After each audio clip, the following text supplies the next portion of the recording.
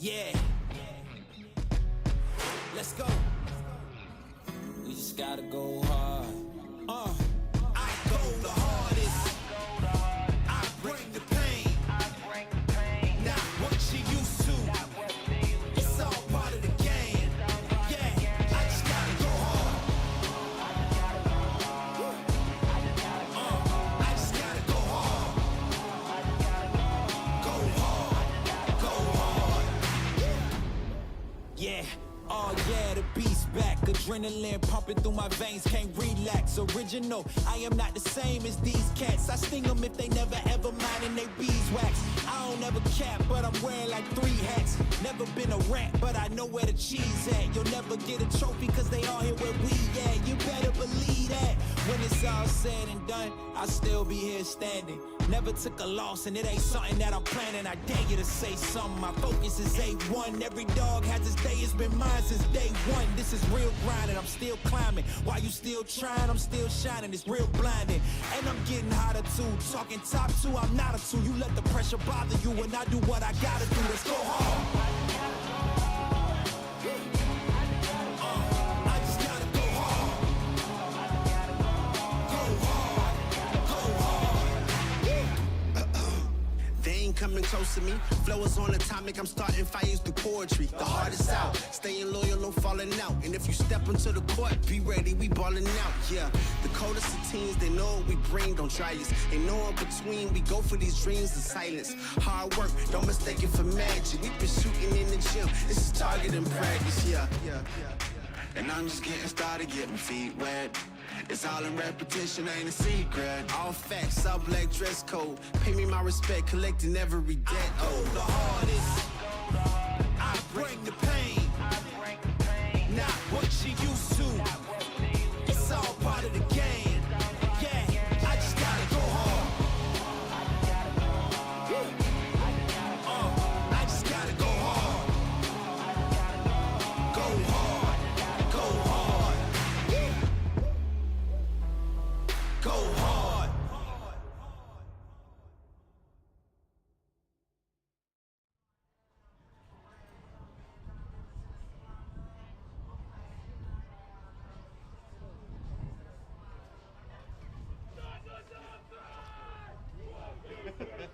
We'll just turn it off like, what the fuck, right?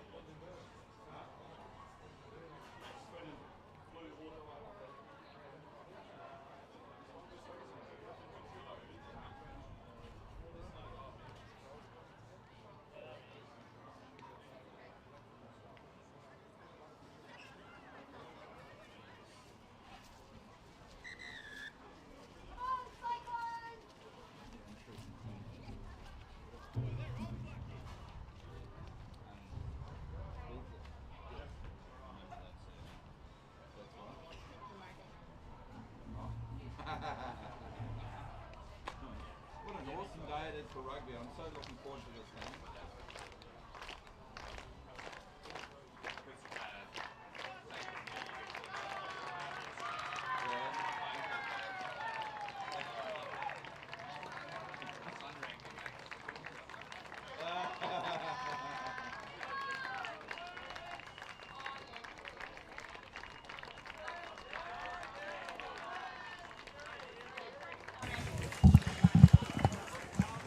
Good afternoon and welcome to Surfers Paradise Rugby Club for the final day of the 2025 South Queensland Championships.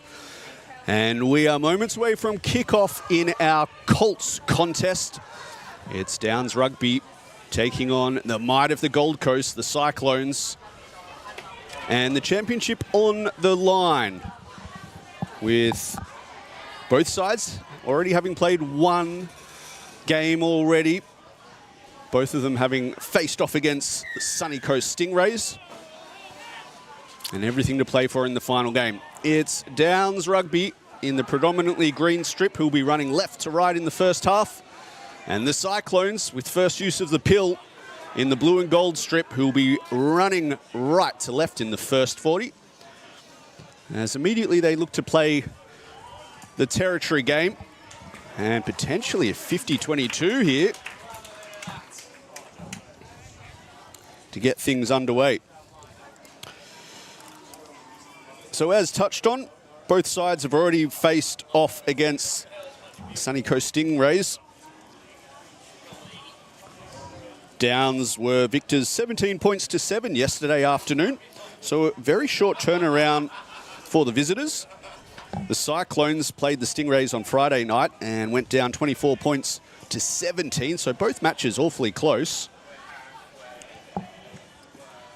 And what that means here today is a victory of any sort for Downs will deliver them the championship, whilst the Cyclones need to win by more than 10 points here today to be the South Queensland champions of 2025 in the COLTS competition.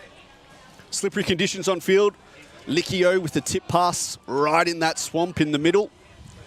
As they look to work it to the left, Breeze taking it to the line, caught just short of halfway. Good counter ruck there from Taquino. Over 10 games played here on Field 1 over the last 2 days, and quite torrential rain as well at times on the Gold Coast. So bit of a muddy patch in the middle of the field. The ground staff have done incredibly well just to make sure that there's a game playable today, as Downs look to clear it from their own half. Not picking up a lot of distance on that occasion. A real tester, well taken at the back there by Hicks Downey. Manages to stay in the field of play. Again on the shoe, Wildman this time with a long kick. Comfortably taken at the back by Wiruki. Tries to improve the angle before punching this back down the field, and that's a pretty decent touch finder, all things considered. Conditions here currently settled at 20 degrees here in Surfers Paradise this afternoon.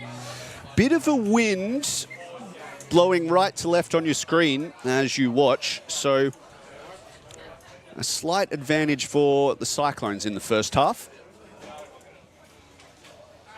How many points it's worth? Well, potentially 3, maybe you try in it.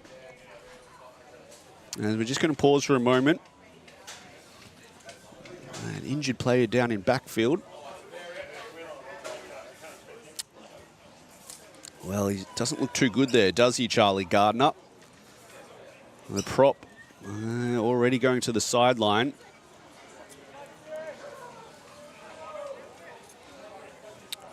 So Gardner off after only 5 minutes. Not the Sunday he would have been expecting. So already they turn to the bench. William Steer comes on. Taquino tries to find his man at 2. Sloppy win, and they're all over Stevens like a rash.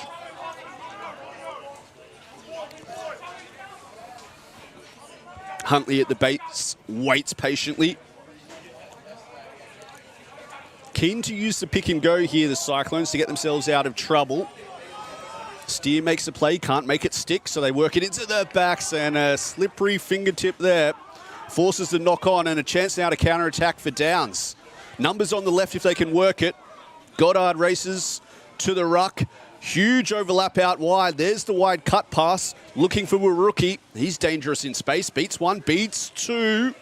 Can't beat Clarkin though. So they return to the forwards. Big shot put on Steer there. And forcing the error. Well, there was no advantage according to referee Clancy Blacklock, so we'll return for the earlier knock-on. And an opportunity to set the scrums here.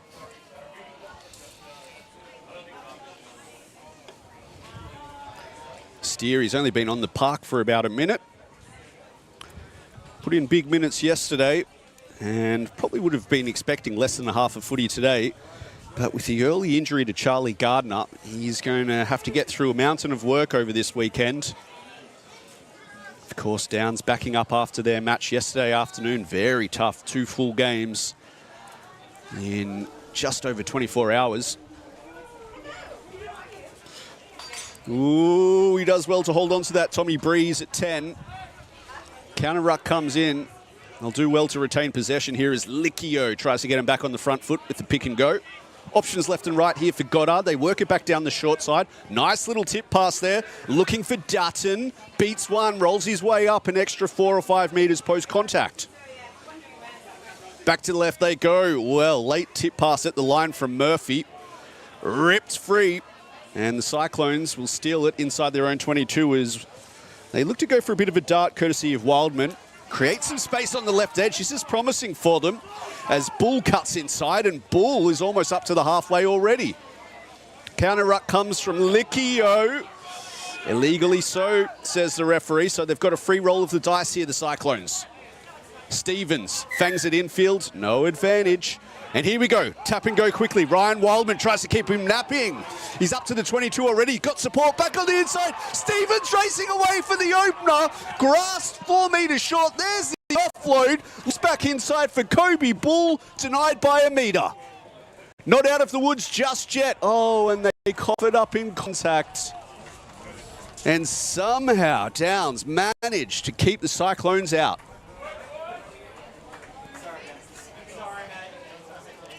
Well, it was some enterprising play there from Ryan Wildman. The quick tap caught everyone napping. And from his own side of halfway, he was able to advance it 50 metres upfield. And the support play of Stevens and Bull in particular almost converted it into a score.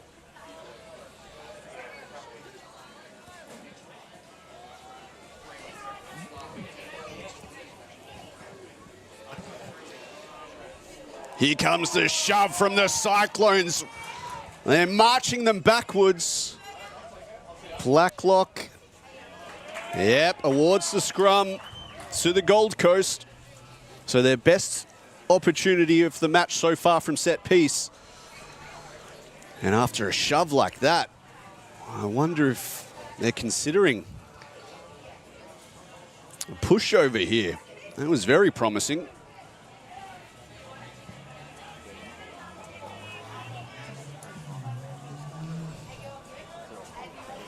They got Devardre Halsall in jersey 13, packing down at number 8, if that's not confusing for you. Sometimes centre, sometimes Lucy. He waits patiently at the back. 2 of the backs work their way to the left. Stevens takes it to the line, show and go. There's the opener. First blood to the Cyclones.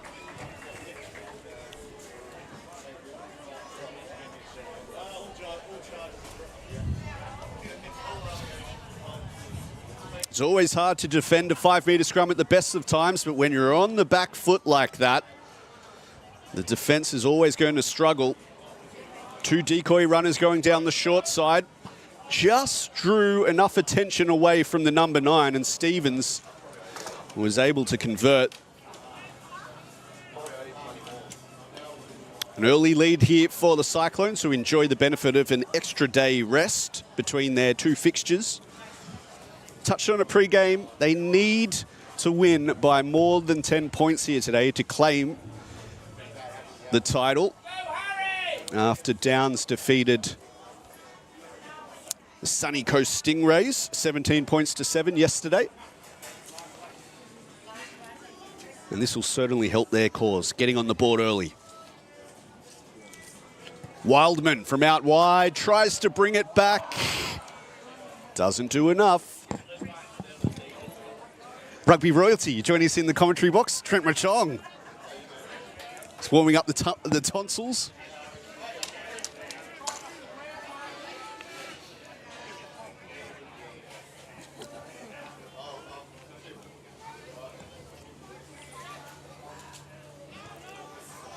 So that kick, well, not going the 10 from Tommy Breeze, and you got an indication there, not so much the breeze that he was kicking into, but just how sloppy underfoot the middle of the field is. Doesn't get much bounce there, so you've got to be very conscious of that with your kickoffs.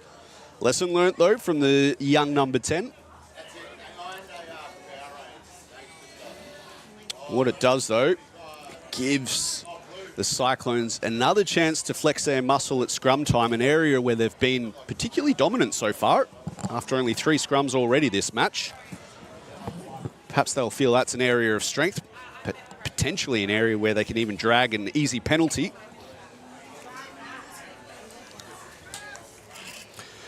So, tough job now for Likio, Adams and Steer. Can the Downs boys respond? That's a better effort from them. Look at that. What about the turnarounds? Oh, well, boring in is the call. Not hitting straight, the accusation made by Clancy Blacklock. So Cyclones will get a free roll of the dice here as they look to bang this into touch. Not sure that's going to find touch, is it? Just. So they'll have a line out about 8 metres short of the visitors' chalk.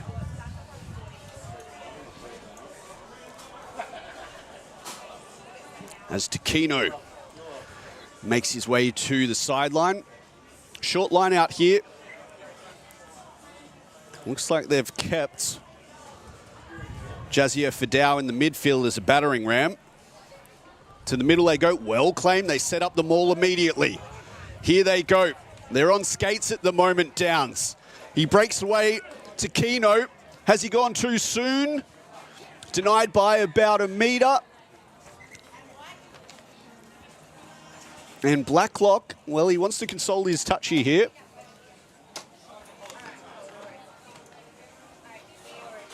Was he able to get that on the ground? Kalani to Keno. He was awfully close. There was a couple of bodies around.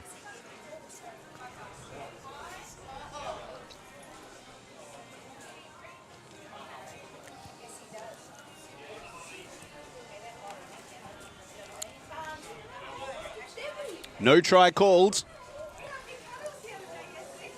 And they'll be awarded the long arm. So another chance for the Cyclones. They've got all the options on the table. Tap, line out, scrum. The scrum is what awarded them the try last time. Looks like they're going to go for the tap instead. Brave decision. And immediately a rampaging run is bundled into touch. Malinga Likio with the big hit. And the decision to spurn the scrum in favour of the tap doesn't pay off for Gold Coast on this occasion. Desperate defence from Malinga Likio. Job well done from the prop.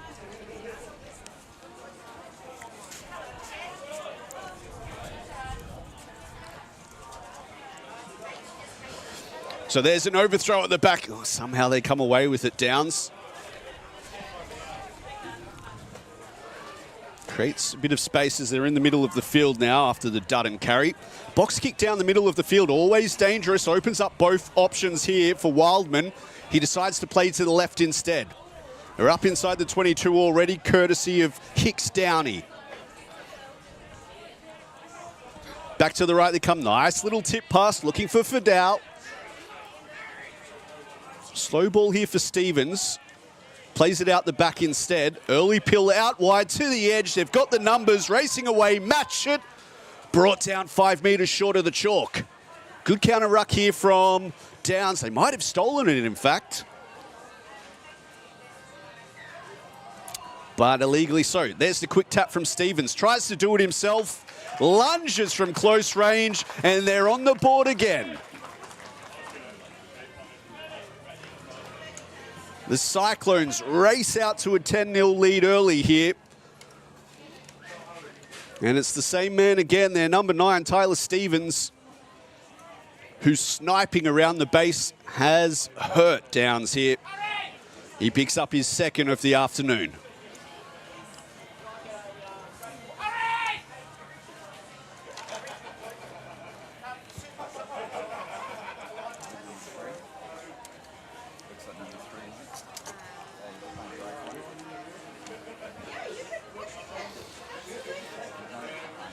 Tough kick, this one from the sideline for Wildman, even though he does have the benefit of a very slight breeze. Meanwhile, Jazier Fidao looking very tender on his right leg. I'm not sure he's going to take any further part in this match as Wildman drills it from out wide.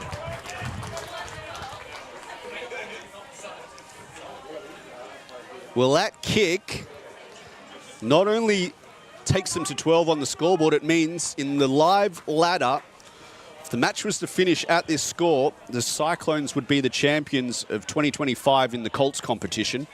The magical number is 11. They need 11 or more points to win by to claim the title this year. Currently up by 12. Still plenty of time to go. But they've made it easy on themselves by racing out of the blocks here this afternoon. Into the pocket they go.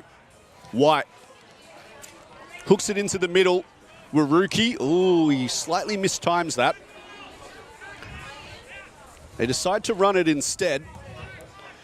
Sterling Gould finds a bit of purchase as they bang this into touch, and they'll set up shop about 30 metres out from the Cyclones line.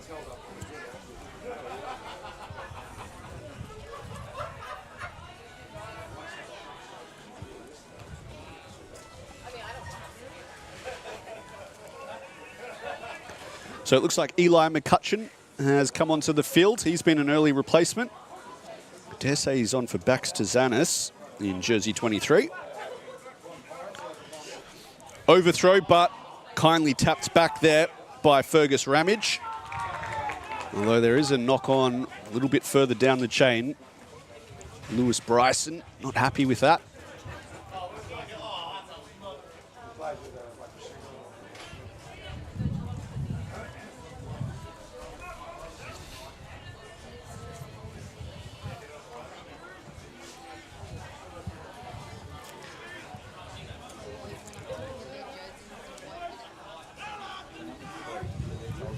So it looks like Baxter Zanis has moved to inside centre to allow McCutcheon onto the wing.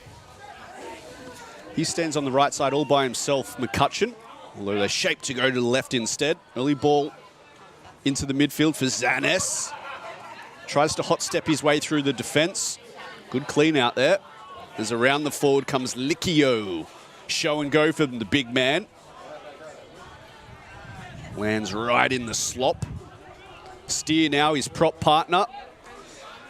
Doubles the dose, that's a good carry and an offload. Looking for Dutton, racing away. 5 metres short, he's brought down. Hot on attack now, Dance. Chance to work it. They've got numbers left and right. They go through the hey diddle diddle instead. At the base, Declan Day waits patiently. There's the pick and go from Likio. No good on this account. Steer tries it and does a better job. And there's the meat pie.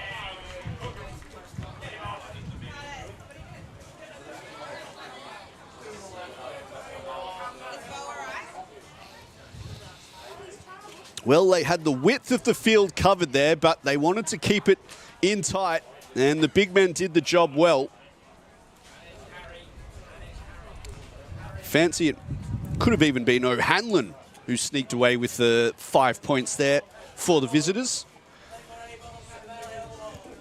But the power game of Downs really hurting the Cyclones in their own 22 there. The conversion is good as well. That shrinks the margin back to 5 points. And on the live ladder, Downs now currently in the box position to claim the 2025 COLTS title.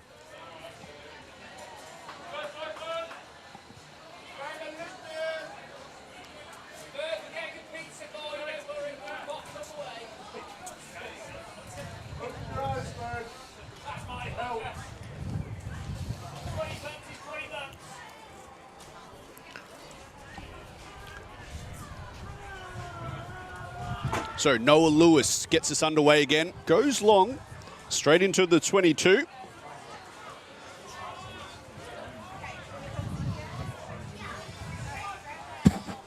Options left and right. Goddard happy to work it to the left edge, creates a bit of space, and this is promising now as they bustle their way up over halfway, courtesy of Hunter Knight. Likio on the hard line, met with a good shot put on there. Luke White getting pats on the back for that effort, no doubt. They get the turnover as well. Stevens immediately puts it on the shoe. That's a decent kick up inside the 22. Boxed into coffin corner now. Waruki looks up, surveys the options, puts it on the shoe. That won't find touch either, so Wildman will have a chance to counter-attack. Wildman, great spot tackle, Isaiah Waruki. Lewis now tries to do a bit of a dance. They've got numbers on the short side. Stevens, that's where he wants to go. Early ball for Bull. Wildsman comes away with it. Show and go from the fullback. He's inside the 22. Wildsman lets the ball spit out. They're 2 metres short of the chalk here. Hot on attack. Stevens fangs it to the open side. They do well to retain possession there. Lewis Bryson. They've lost about a metre or two on the play, though, and that just slows things down a little bit. The forwards pile into the base. They look to roll up their sleeve and go the direct channel. Felton on this occasion. To the left they go again. Looking now for Bryson getting involved. 2 metres in it. And there's a knock on in the process. Lewis Bryson, filthy with himself. Had the try line beckoning there. Just couldn't hold it in these tricky conditions.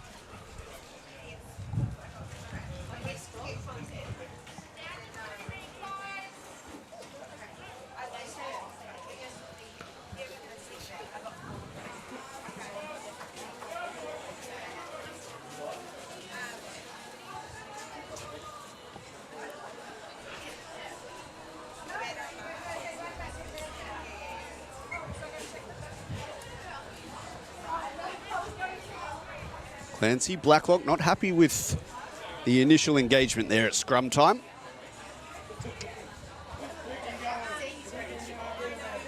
Bit of a mixed bag at scrum time. Early ascendancy to Gold Coast, dragging 2 dominant scrums early before the front row of Likio and Steer responded really well for downs. So evenly matched, and that's a better effort once again from the visitors. Sets up an easy exit as they pump that into touch.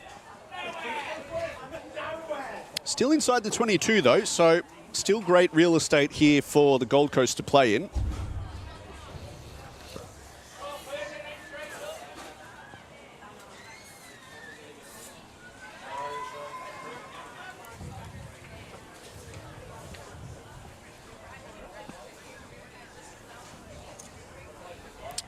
So Kalani to Kino. Short option. They look for the man in the middle, didn't find him. Bryson was waiting at the back, but it wasn't straight. So an easy let off there for the Downs.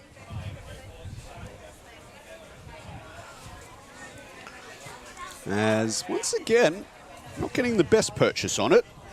Tommy Breeze. Only advancing the ball about 10 metres further forward.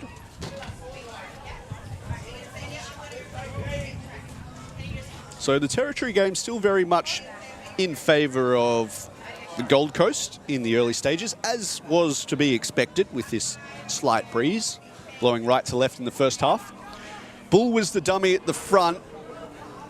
Goes to the back. The Cyclones come away with it. Lewis at standoff. Oh, and he spilt it. Had a bit of a Captain Cook. Fancy they were a little bit over-eager there, the defenders, though. We'll return for the first knock-on.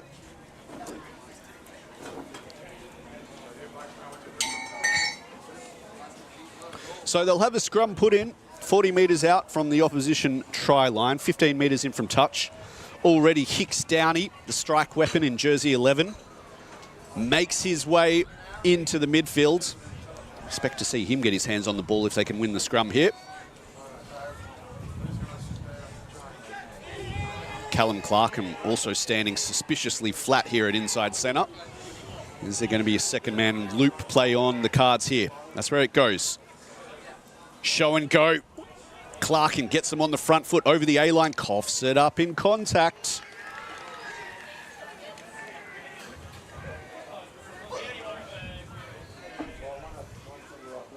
Well, Quite a high error count we're already seeing here today. And I will remind those who are joining in without having visited Surfers Paradise last couple of days of the championships.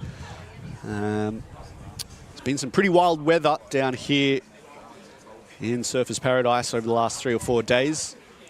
Might get a bit of an indication at the fields. Probably doesn't tell the full story though. Very, very soggy underfoot, particularly in the middle of the field. And it's going to be a real challenge for both teams with ball control today. Don't forget, we've still got 2 more fixtures immediately after this on the live stream. Got the women up next, and all crescendos with the men later this afternoon at 3 o'clock. William Steer down. I think that might be by way where we're pausing things here for the moment, and that could be a real concern here for Downs Rugby, because let's not forget, Charlie Gardner has already come off, and he doesn't look like he's getting up to come back on the field, so there could be 2 tight head props down inside of the opening 25 minutes here. That would be a real concern as he gets some attention from the trainer. There's going to be further changes nevertheless. George Murphy, he goes off, as does Declan Day. And it looks like Tommy Breeze, the man in jersey 10, is also going to have an early rest. So some of their big name players making their way to the sideline.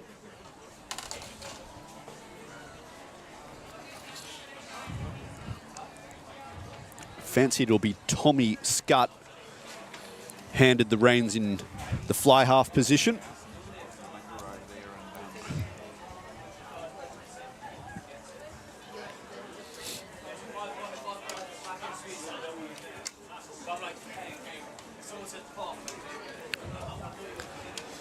So Steer, good to go, and we're glad to see that. The prop, after a visit from the trainer, gets a helping hand, some of the magic spray, and he's A-OK to continue. On the near side of the scrum, in that blue scrum cap of his. Goddard with the feed. They play nice and flat here, taking it to the line. Early ball to the edge. Not bad hands there as Zanis gets involved in the quarry. That is the middle of the field. Show and go here from Knight. Options left and right here for Goddard. After a bit of indecision, he decides to go back down the short side. Good decision in the end, because they peel off about 8 metres and they look for even more ground down there.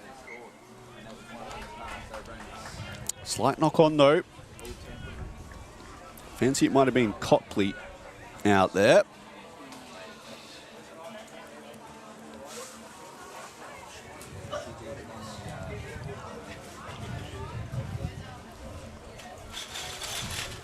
So we return to the scrum, and I fancy this is going to be a real feature of today's matches, be that Colts women's or men. It's often the way when you're playing in muddy conditions, more drop ball, more scrums tears up the ground even further, which creates even more issues further down the track. So it gets stuck in this vicious cycle of the worse the ground gets from scrums, the more scrums you have, unfortunately. We do need to acknowledge, though, just how great the staff here at Surfers Paradise have been over the last 3 days hosting in what has been terrible conditions at time. But they've done a fantastic job, nevertheless, particularly off-field, making everyone feel nice and welcome from the 3 associations represented here this weekend. As Stevens gets a decent platform here. Lewis immediately puts it on the shoe, trying to pin Waruki down into coffin corner. Look at this chase here. They've got 3 blue jerseys after him. Waruki hounded. Brought down 2 metres from his own try line as the counter ruck comes in. They'll do well to retain possession here, Downs, and somehow they get back in the nick of time. Oh, and he spills it cold. Tommy Scutt. First touch since coming on, and that's not the situation you want to be in. 4 defenders bearing down on you in your own end goal. Talk about pressure.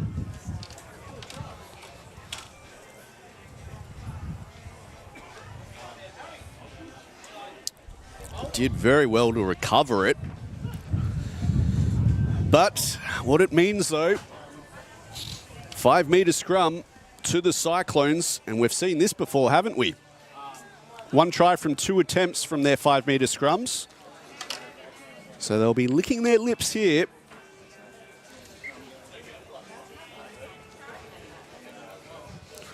Rogan Huntley on the field there for the Cyclones, looking to win the hit here against Will Steer. Not sure how good Steer is at the moment. He was complaining a little bit earlier about some neck issues. Looked a little bit ginger. And in fact, yeah, he's off the field. So there's been another change just in that last passage. William Steer won't even be packing down in this scrum. So they've got their 3rd tight head prop packing down in the first 25 minutes here. Can the Cyclones make them pay? Lewis, early ball out wide. They've got numbers on the left edge if they can work it. Show and go here, working at Clark, and for the chalk he goes, and he finds it. Callum Clarkin puts his name on the scoreboard and extends the lead here for Gold Coast. Yet another try off the back of the scrum work. And the set piece proving very handy indeed for the hosts.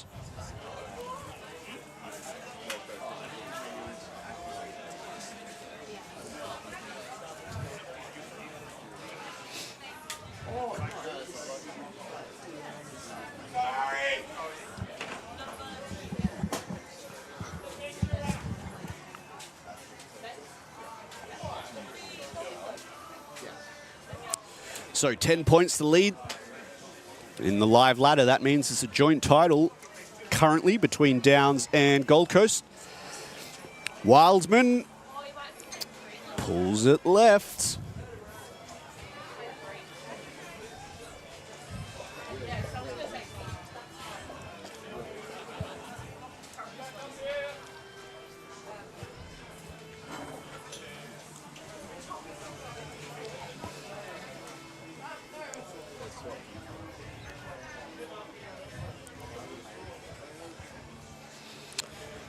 So Tommy Scutt, the replacement fly half.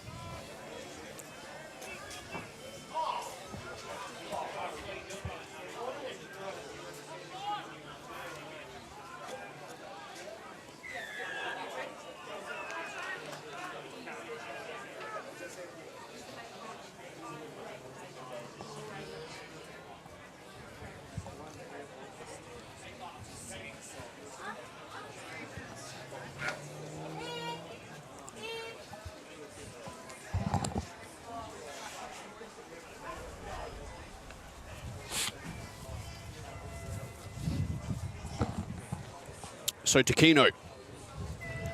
Looks like they're going to call another short line out here. The Cyclones, claims by Bull at the front. Sloppy pill here for Stevens, though. Goes on a bit of an expedition before fanging it into the midfield. Was that a knock on? Yeah, it was. No fooling Clancy Blacklock there.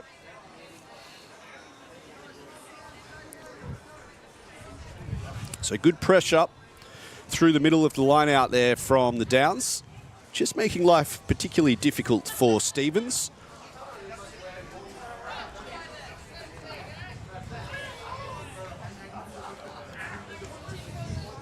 They'll have a scrum, not quite in the middle of the field, just outside that bog patch.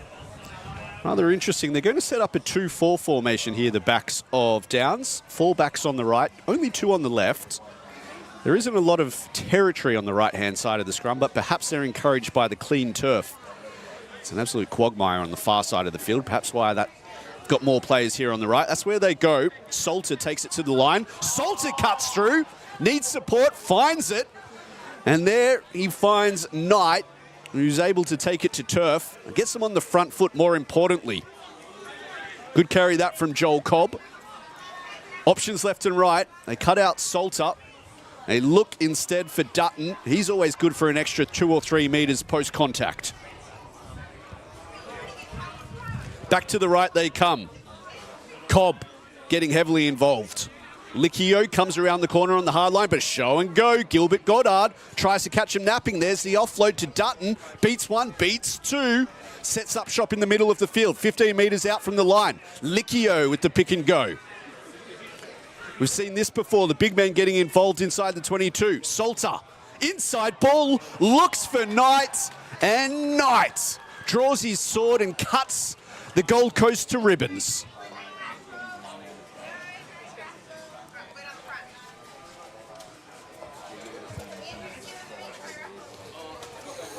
Well, the big man did an awesome job early of poking holes in the defence. And it was the two centres working incredibly well together, Salter and Knight. Recognising that the inside defence was being a little bit lazy there, did Alex Salter, and he exploited them with that inside ball. And that may well be the final play of the first half as well. So what a critical time to score for the visitors.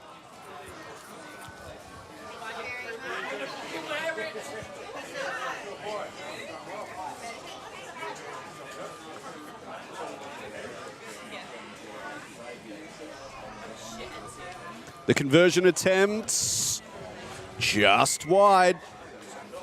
So at the break, it is the Cyclones leading 17 points to 12 over the Downs in this 2025 South Queensland Champs COLTS fixture.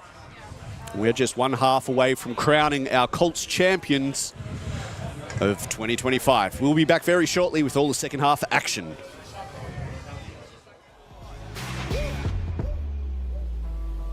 Go hard.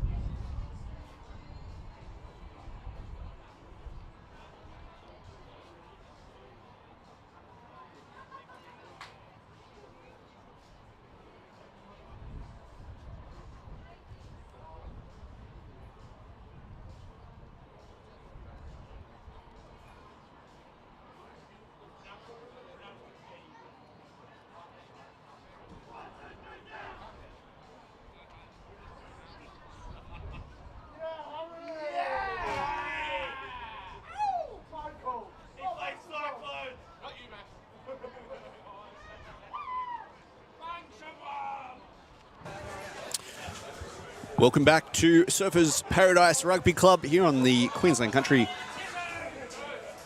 Facebook page and Rugby Explorer. No matter where in the world you're joining us here this afternoon, I'm your commentator, Gerard McClanahan, and we are 35 minutes away from crowning a COLTS champion of 2025 in the South Queensland Champs. Currently, it's the Cyclones leading 17 points to 12. And both of these sides have already faced off against the Sunny Coast Stingrays. Friday night's fixture, it was the Stingrays who got the better of the Cyclones, winning 24 points to 17. And then yesterday afternoon, it was the Downs who prevailed 17 points to 7 over the Stingrays. And what that means for those with a mathematics degree is any victory whatsoever for the Downs will result in them winning the championship. The Cyclones mathematically can still come away victors in this tournament, but they have to win by 11 points or more in this fixture. Currently leading by 5 points. If they were to win by 10 points, it would be a drawn title with the Darling Downs. And there'll be no extra time or anything like that in this contest. So, up by 5, they need to win by 11 points or more. That's the magical number. Solid shove that from the visitors. They retain possession, nevertheless, the Cyclones, as Lewis plays out the back, looking for Wildman, who's been the most dangerous guy in the field in the first half for the Cyclones. He's brought down 5 metres in from touch. They're boxed against the sideline there. Whiteside looks for a tough carry. Fresh on the field. He was able to rest in the first 35 minutes. There's the turnover. McDonald raced away, but there was a stray hand in that ruck. So they'll come back. And here he goes again. Wildman with a quick tap.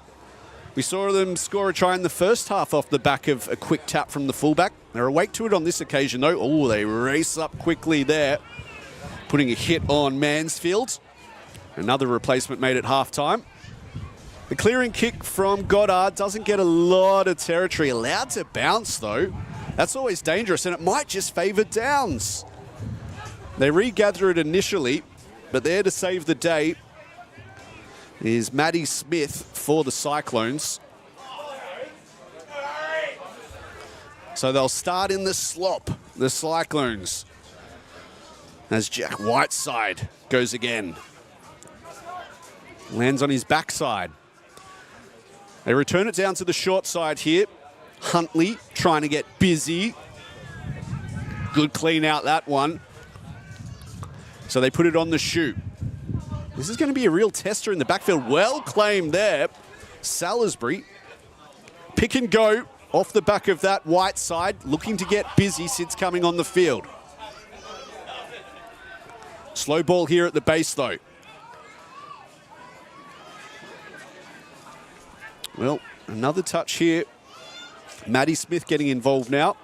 Coughed it up in contact, so chance to escape their own half possibly here as Lamble takes it into contact. Wild pass for Licchio. He does well to fall on it. They got numbers on the left as well if they can work it there quickly here. Downs. Taking it to the line. Wanted the offload. Couldn't quite find it from Zanez. So straight through the middle goes Clancy Adams. He finds a valuable 5 metres there as they go back to the open. McDonald now leading from the front. Well, that was always going to be a tough pass for Dutton to hold on to. So Cyclones come away with it. They've got a 2-on-1 on the left edge as well if they can work it there. Racing away is Salisbury down the left edge. He's almost up to the 22. Needs support. Finds it. Gets the late offload as well. And they're racing away into the left corner. Arthur Correndon crosses early in the second half and extends the lead for the Cyclones.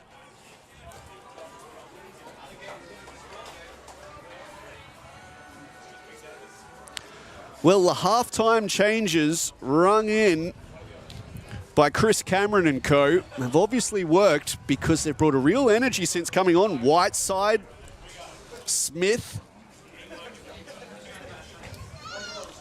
Correndon, all three of them getting heavily involved in the opening 5 minutes of the second half. And now they've got 5 points to show for it.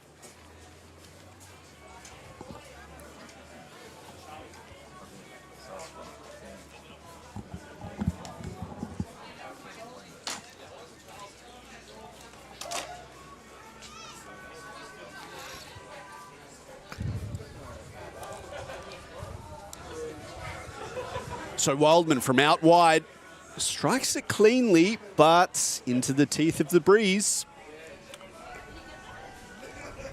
No good on this occasion. And again, balancing on that 10-point lead, which does neither side any good at the moment, means that the championship's all locked up between the two sides.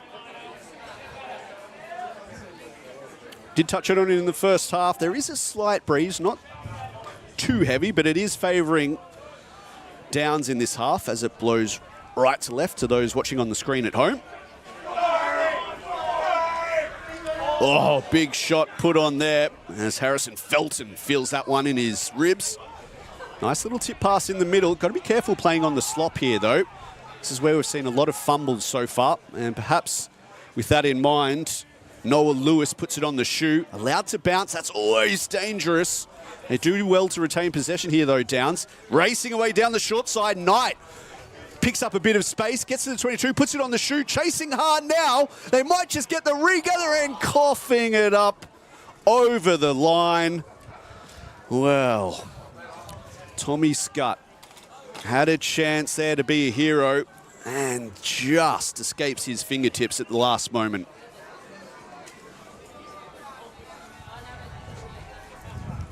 Just had to fall on it there, Scuddy. He has made a huge difference, though, hasn't he? Hunter Knight in jersey 13. He was the one who got that decisive score in the last minute of play in the first half. He was the one who exploited the space down the short side on that last phase there. Very almost led to a try as well. Number 13 having a real impact in this contest. So, Lewis, ball in hand, tries to escape from his own try line. Work it to the right. They might just want to run it here, do they? Cheeky little crossfield kick. That's audacious coming out of their own 22. Now it's going to be a foot race. Looking back on the inside, they've got numbers. Can't actually find it, though, Gavranic. And the counter ruck comes in. Eventually, they're able to retain possession. And they've picked up about 60 metres on the play. Whiteside turns distributor. Oh, and Mansfield in contact.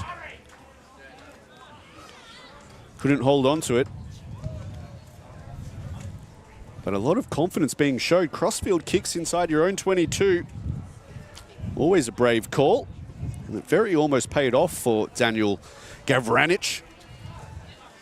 New man on the field.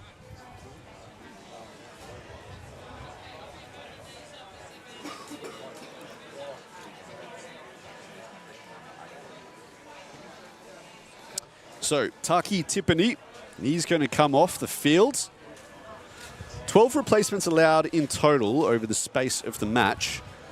So, apologies if we can't keep up with all these changes. We've got odd jersey numbers everywhere and rolling subs pretty much throughout. So, there's a bit of a task with 46 names and not all of them correctly labelled. We'll do our best, though. Good shove this from Downs, though. Salter, who's looked good since coming on at fly half. Neat little chip kick. It sits up in the mud. And Waruki somehow comes away with it, but not before a slight knock on from the fullback. Not a bad tactic at all in the middle of the field, though. Turning the defence around. You're never going to be able to keep your footing in that turf. So any little grubber kick or chip kick in the bog, it's always going to be really difficult to defend. So clever work there from Alex Salter. Has really changed the complexion of this game since he has moved to first receiver.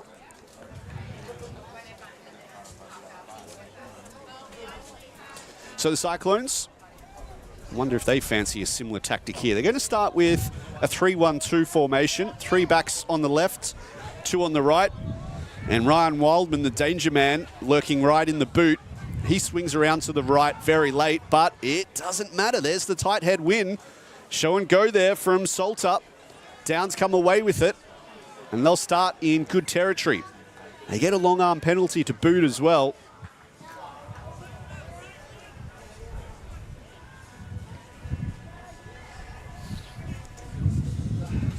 And decision time here, because this is in kickable range. Although I don't think any kicker in the world fancies trying to kick from that bog patch. And perhaps that is what prompted the kick to touch. Didn't find touch initially. Waruki on the return kick. Secures possession, 5 metres in from touch. Going backwards though, Dutton. He's been their best in the forward pack so far for the visitors. On the hard line here now, looking for Murphy. Rolling around like a pig in mud. Licchio plays out the back. Oh, Salter couldn't handle it, but importantly, when he lost it, it went backwards. Goddard directing traffic to the right. That's a very good carry there from Sterling Gould. Well, has there been a turnover? I fancy there has. No sooner have I said that, they get the long arm penalty Downs for not releasing.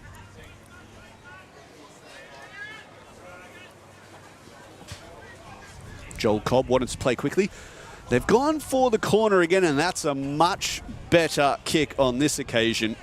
Drilling it into the corner.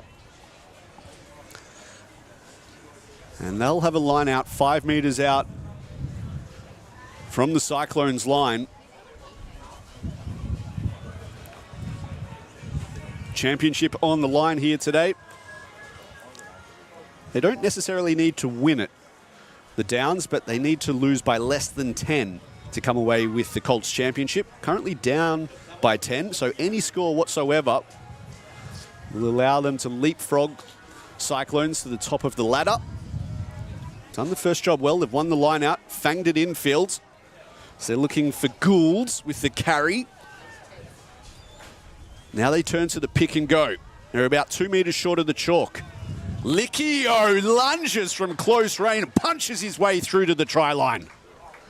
Malinga Licchio salutes the crowd and shows the forwards how it's done.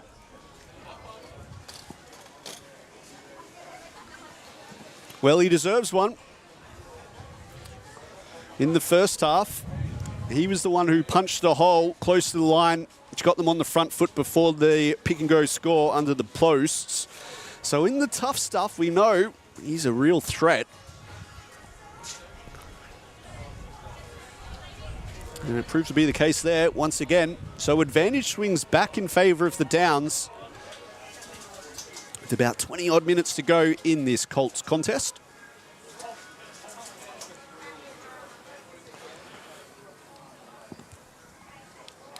Xavier Copley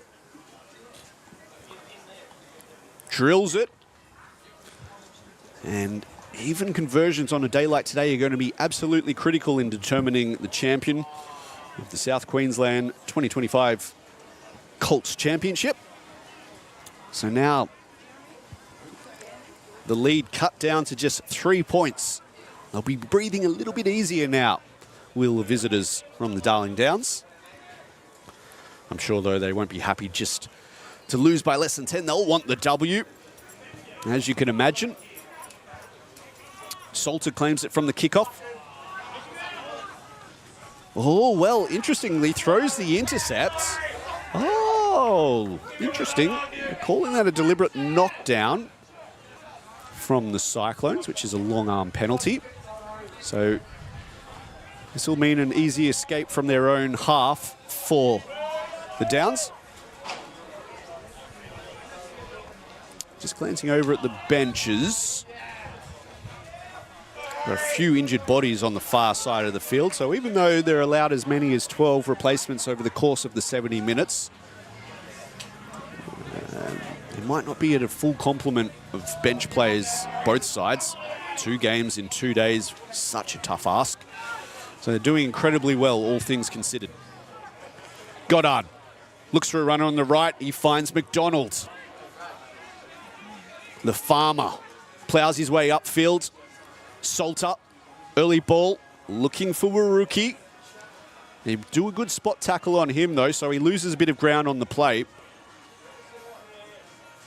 Likio tries to get him back on the front foot, and does. There's the half break. There's the offload. They're looking dangerous now here, the Downs. As the man gets dacked in the middle. Fancy that might have been Lamble. Straight through the hey diddle diddle, they go again through Joel Cobb. Numbers on the right if they can shift it quick enough. On the hard line there, Dutton beats one, beats two. Dutton, the steamroller, denied by a metre. They pile into the base. Got to keep an eye out for Likio here. There he goes. Likio lunges and gets the meat pie.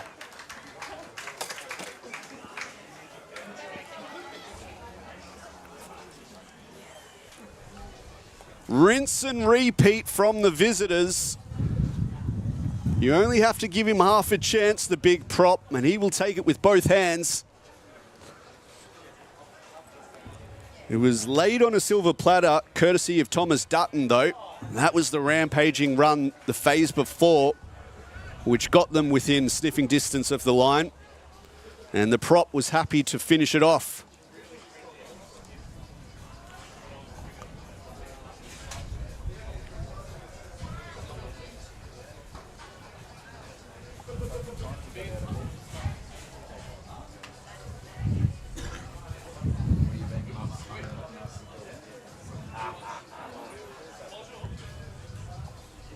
Copley throws up another two. And for the first time in this contest, the Downs lead the Cyclones. And they've got one hand on the trophy now. Victors yesterday afternoon against the Sunny Coast Stingrays. Looking to go 2 from 2 in the space of 24 hours. Doing a pretty good job of it so far. The real test will come, though, in these final 20 minutes when fatigue starts to set in. Of course, the Cyclones enjoying that extra day rest between matches. How important is that going to be? Looks like Breeze is back out on the field now. He picks out Stevens in the backfield. Chance to counter-attack for the number 9. Beats one, beats two, up over halfway. Got support on the open side. And there's the early ball for Gravenich, and he's bundled into touch.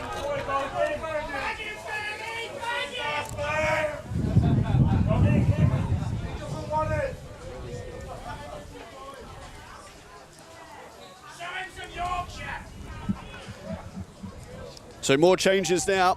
Gilbert Goddard will get an early hot shower. He has been fantastic for them. Big minutes yet again today. Fancy it'll be Will Elder coming on the field, getting some game time now as well. Oh, well, that throw wasn't where it was intended to go. Bryson will get the line-out win next to his name on the stat sheet. He'll be proud of that, the prop. And then Salter somehow comes away with it and coughs it up. So perhaps those fatigue levels we touched on earlier starting to show now, in combination with the deteriorating surface.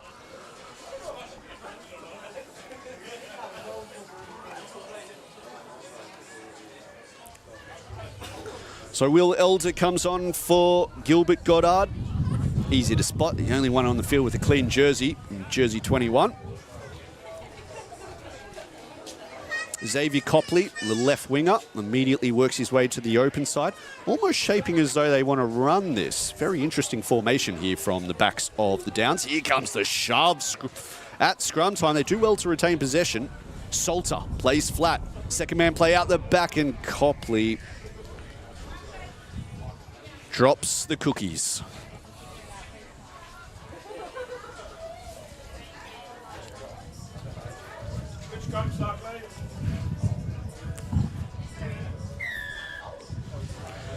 So, Salter wastes no time, banging this into the corner.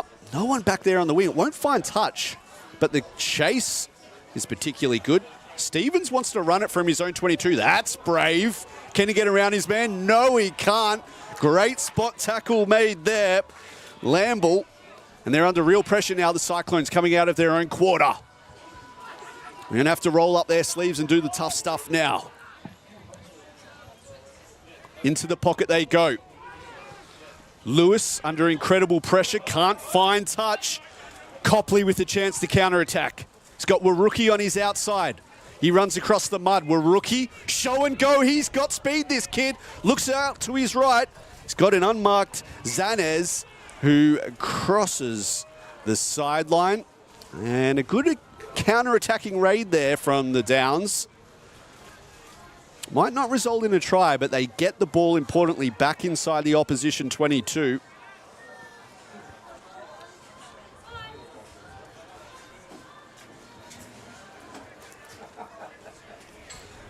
And yet again, the Cyclones are going to be asked to exit from their own quarter. Not easy to do in these conditions. So, they look to Whiteside to run into the mud for them, just to improve the angle for the box kick. Well, Blacklock is going to claim there was an offside there, so this will be an easy exit now for the hosts. Downs leading 26-22.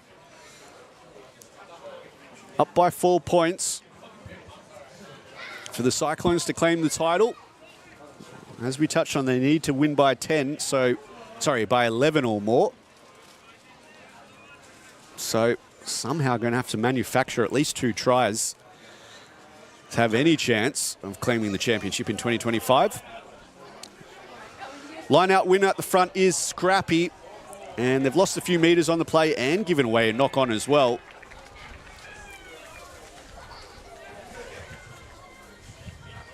This all plays into the hands of the visitors, just slows down the clock ever so much.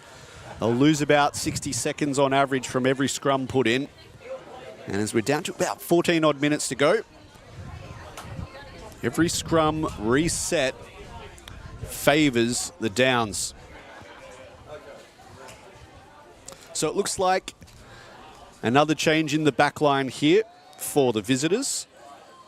Salter now firmly playing that first receiver position. Looks like Tommy Scutt's going to go to inside centre as Elder is harassed at the base. Here comes the counter ruck as well from Whiteside. Good job there. It's turned into a bit of a dog's breakfast. And Blacklock thought he saw someone leaving their feet there. Clancy Adams just considers his options before handing it to Salter. And they'll be in no rush to get to this line out.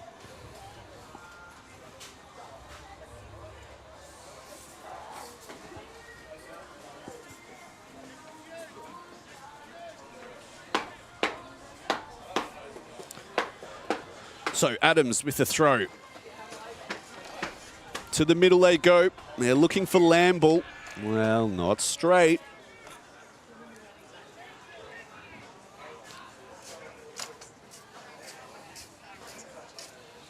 So an easy exit here on the cards for the Cyclones. And they decide to take the tap. Interesting choice here. Matty Smith making the brave call. And it doesn't pay off. They turn it over right in front of the black dot. 25 metres out.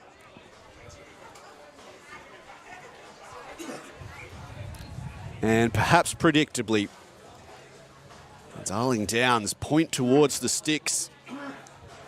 This will wipe off a minute from the clock and deliver the killer blow. Up by 4. This will put them up by 7.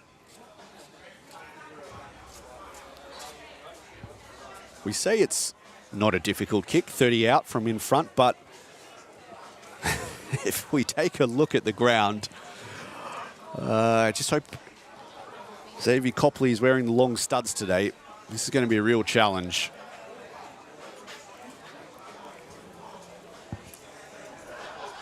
Keeping his footing in these conditions, not easy. Copley.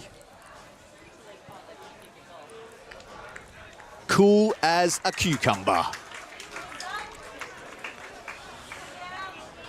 The lead grows to 7 and gives them that safety buffer now, the Downs. Wildman back on the field.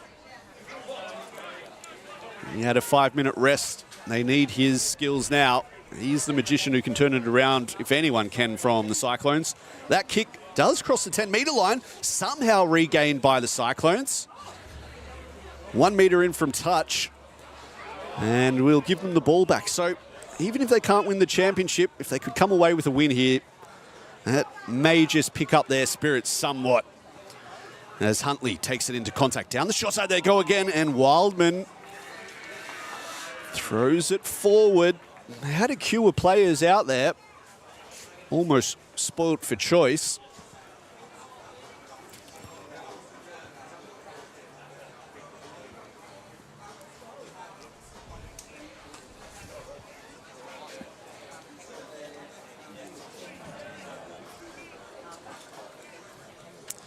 So they went down to the Stingrays on Friday night, Gold Coast Cyclones, by 7 points. Currently down by 7 points again today.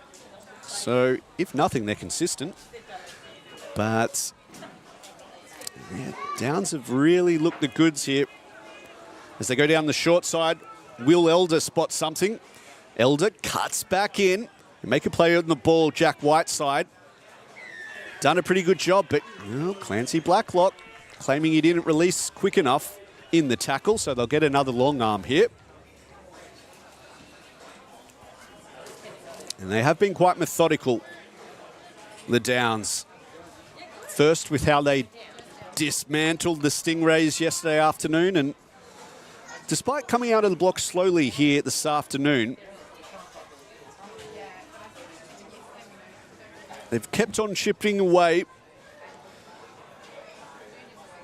One off the back of the kicking game of Alex Salter, the running game of Dutton and Knight, and then Lickio close to the line. They've been the four big guns for them who have really turned the match in their favour as they inch towards their championship victory. Salter finds his man Dutton. Salter again, cuts back in traffic, runs straight back to the previous ruck. Finds, well, I fancy that by Will Steer back on the field. He's made a Lazarus-like recovery, the prop, to come back on. And they return to what they do best, the pick and go. In the slop. Well, crawling their way forward there. That looks a bit suspect from Jolie Cobb, but allowed to play on. As they get down and dirty again. Eventually they leave it for the backs out wide.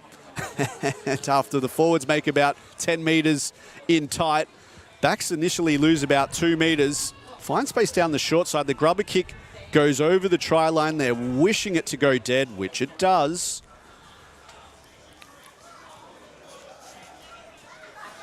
And now the Cyclones staring down a 7-point deficit with about 8 minutes or so to play. Won't have their chances helped with an injured player down as well. By the looks of it, they've got about 3 players on the sideline as well who getting a bit of attention from the trainer, so they won't be much use in the closing stages, so they can't come on either. So all hands on deck at the moment. They're going to be down to their last reserves. It's been a Herculean effort from both sides, as touched on. 2 games in 2 days. Brutal games as well at that, as is often the case in this age group as well. A lot of sick and sore bodies tomorrow.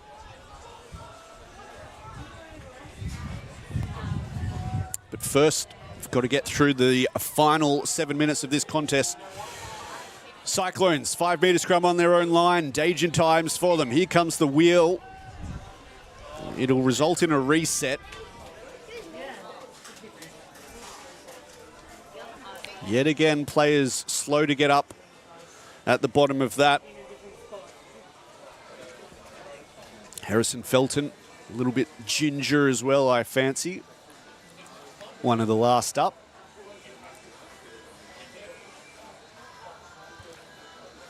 They might have to throw caution to the wind here, the Cyclones. Looking at their backline formation, they've already attempted 1 crossfield kick exiting their quarter. And, well, just looking at the shape that they've got in their backs, everything indicates that they'll probably want to run this.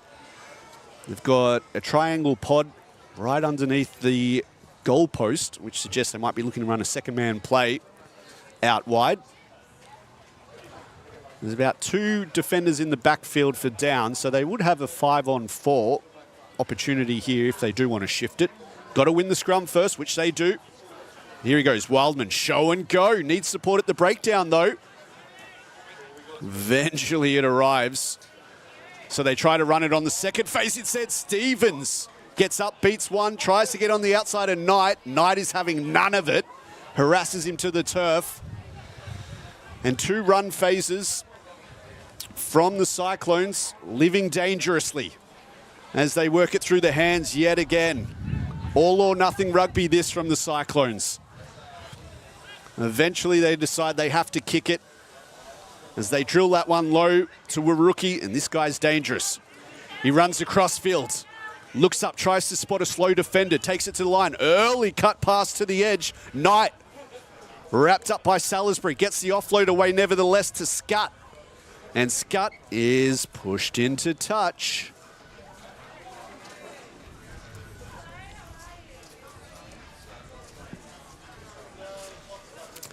Well, the walking wounded at the moment. Yet another player getting a bit of attention from the Cyclones.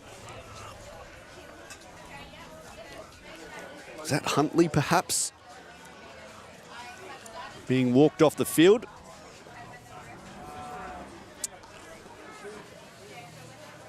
So the tight head prop. Decent shift, gets through 60-odd minutes. He won't take any further part in this based on the way he's walking. Still 2 more fixtures to come, folks, here on Rugby Explorer or the Queensland Country Rugby Union Facebook page, wherever you're watching here this afternoon. Immediately after this fixture, we have got a 5-minute break before the women's game kicks off. And then the last game of the championship is the senior men's match between the Downs and Gold Coast Cyclones. I know there's plenty of interested people watching up on the sunny coast. Of course, they're not playing here today, but some of the fixtures or the final placings in these contests can be decided based on results here today. So they'll be tuned in watching to see the final score in those matches. Whiteside with the carry in midfield. Second phase, they look to run it again. Second man play out the back. Stevens looks up. Doesn't like what he sees, so he runs back into the hey diddle diddle. The defense is swarming at the moment. They can't go around them. They can't go through them. And they're having to throw some wild passes here, the Cyclones, just to get out of trouble. Salisbury now tries to do his thing. Gets it up as far as the 22. Into the pocket they go. Wildman wants to fang this to the right. Stevens, he's got Knight all over him. And Knight, for the 4th time today, makes a critical cover tackle. Shuts down his man. So they're going to have to do 70 metres upfield to draw this match here and then hope that even if they can score, they can kick the conversion. Tough ask in these conditions. Wildman goes down the short side. Stevens puts the grubber kick through. Has he got the wheels? Well, guess who's back there? Hunter Knight saves the day. Go get good, go get.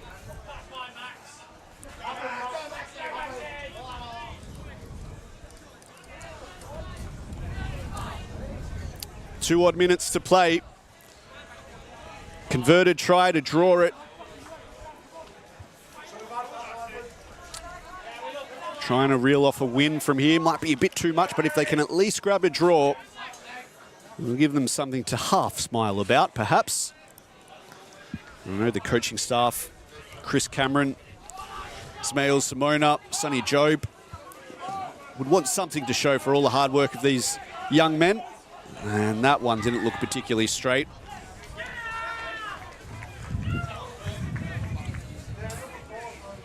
So a short arm here to the Downs, who look like they will be crowned very shortly the champions of 2025 in the Colts competition.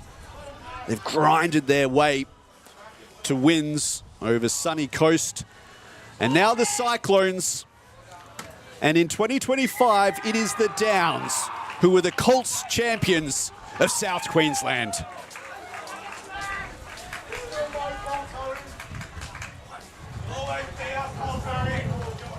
Congratulations to Cam Littleton, Michael Dillon and co for what you've done with your program and delivering the championships to the Darling Downs.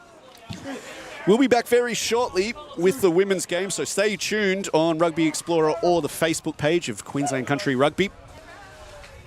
Just 2 more games to go in the 2025 championships.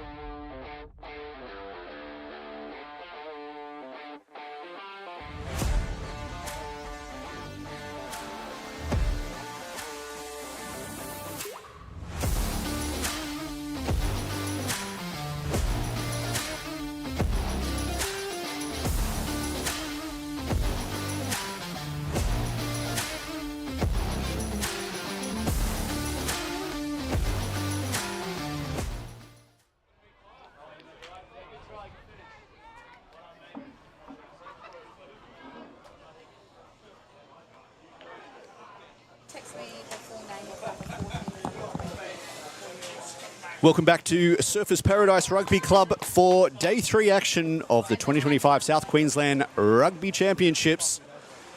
It is the women up next. Gold Coast Cyclones running left to right on your screen, wearing the predominantly yellow and blue strip. They're up against the Darling Downs in the green, who will be running right to left in the first half in this final fixture in the women's competition. Tommy Wallace is the referee, the man in the middle, tasked with overseeing this contest. And everything to play for. The championship is still in contention for both these teams. In fact, the Stingrays, who no doubt will be watching this match mathematically,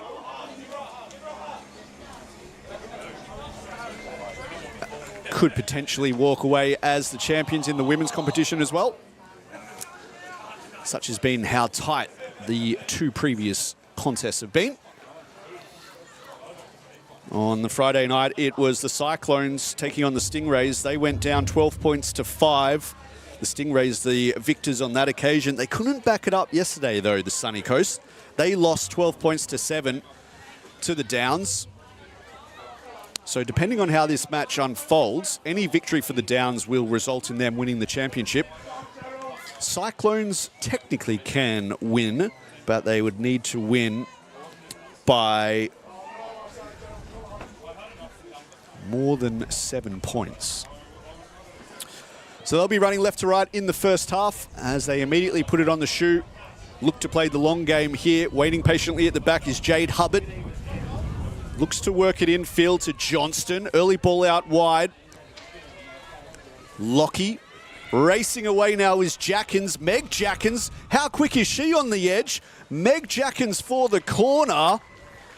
Picks up the first in the women's.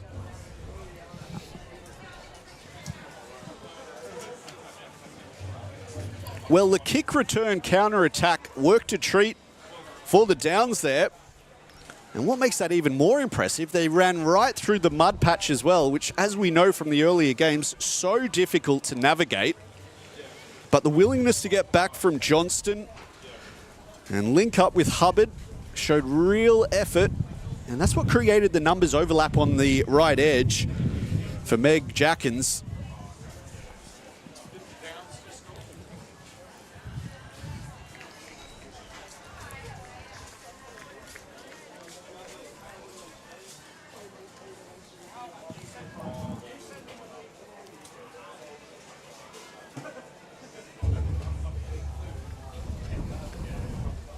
As the attempt from out wide doesn't quite have the legs. So a great start from the visitors. Low-scoring matches in both the previous two contests for the women's competition. 3 tries on Friday night in the Stingrays Cyclones match. 3 tries again yesterday in the Stingrays Downs contest. Could we see a turn of fortune on day 3? A bit more open running rugby, perhaps. Milton. Well, didn't go the 10, but it'll be play on because they're happy to play with it there, the Downs. As McKay leads it into the quagmire. Marshall, they're up quick on her. That's great defense. Loses about 5 meters on the play, the hook up.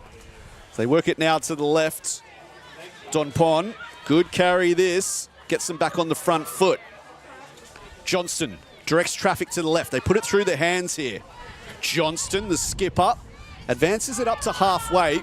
There's an injured player down in backfield for the Cyclones. They'll do well to avoid her.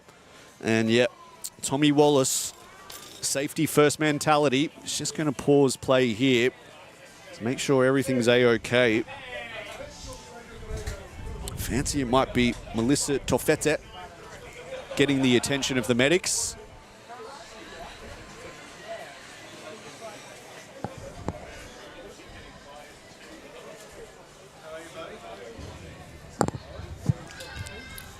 Hannah Jackins just takes back her charges. Number 10 laying down the law in the huddle for the visitors. Just making sure that they're all crystal clear on the game plan. Looks like Holly Berlin as well has got a bit to say in that huddle.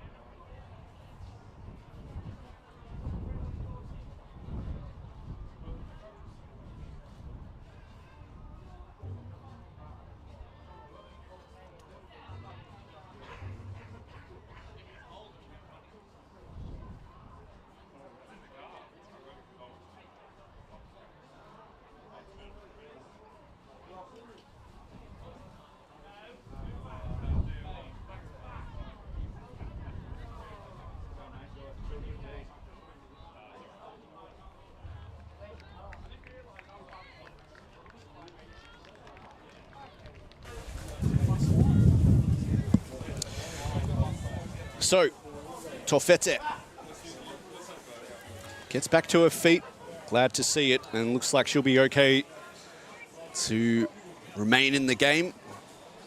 She's going to be tested straight away because her first involvement, after getting up a bit gingerly, is to pack down in a scrum up against Renee Donpont. So this will be a test for her.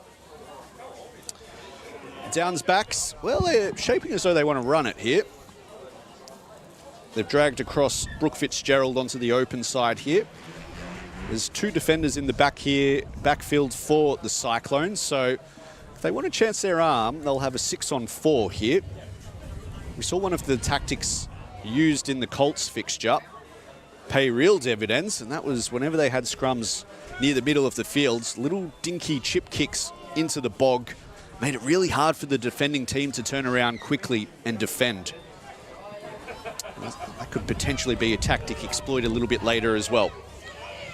Jackins, first receiver. Switch play back on the inside. Oh, good shot put on Fitzgerald. She gets rocked. They lose a couple of meters on the play. Inside ball yet again, looking for Bambling now. Bit of space out here on the right edge.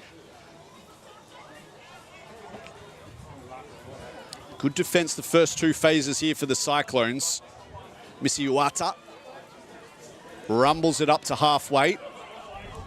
Johnston directs traffic to the left. Marshall, nice little tip pass that. Looking for Merlot. And another pass off the deck. So good offloads in contact here. Slow ball now at the base. Bit of a show and go from Merlot again. Here comes the counter ruck. No good on this occasion. So they turn it to the backs. Hard line here. Penny Jukes gets the offload to boot as well. Numbers on the left now if they can work it. Racing away is Johnston. Puts the kick through out on the full. Looked like she may have been taken out a little bit late as well.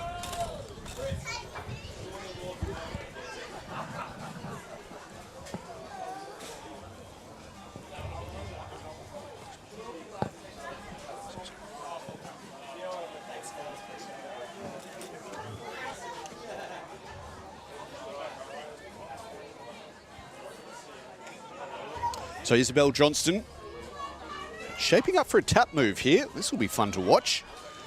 Go for the crash ball on phase one. Look at Johnston, Anna Johnston, the skipper, putting her hand up for some work. Back to another little pot of three. This time they use Merlot in the midfield distributing. She finds Berlin, puts it through the hands. They've got a 3-on-2 if they can work it here. Numbers out on the right edge, looking for Lockie. Looks back on the inside, finds Penny Jukes. There's the lead offload as well to Jackins. She can't get a double on this occasion. They return service to the middle. This looks ominous now. They're about 5 meters short of the chalk with a heavy roll on now, the Downs. To the left they go. Bambling. Numbers at the base eventually arrive. Merlot directs traffic. Picks up, goes one to the right. There's only about a meter in it though. They keep it tight, rolling up their sleeves now, the forwards of the Downs. The defense so far equal to the task, so they use the backs instead. Show and go here from Hannah Jackins. Somehow denied. Still numbers on the right though. Jukes cuts back in. Takes 3 women to get it a turf. They return service back to the left. Missy Uata. Strong carry that, somehow denied by half a meter as they come around the corner to the left. Show and go, and the gap opens up through the hey diddle diddle, and they've got a second. Well, the momentum there was always going to be difficult to stop as the forwards got a roll on. And you just felt like they were defending on their heels for about 6 or so phases in a row, the Cyclones. And Isabel Johnston was awake to that fact and took her opportunity.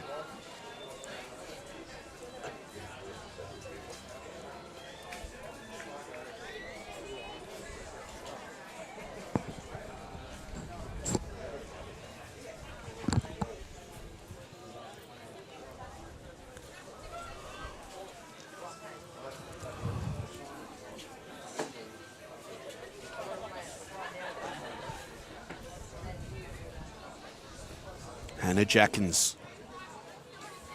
Oh, sprays it to the right. Misses by an inch. So scores will remain 10-0 in the final women's fixture of the 2025 South Queensland Championships.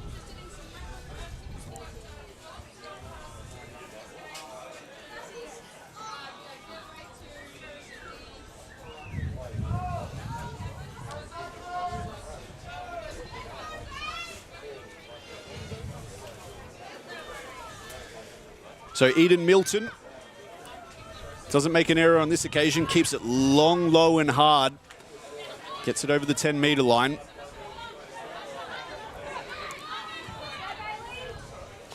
Johnson looks for a forward pot on her right. Well met in defence there by Tassi Ma'aka. And well, the contact does really well because Thangaliingan comes away with it. And finally, the Cyclones have the ball in the opposition territory. They fang it out, looking for Cooper.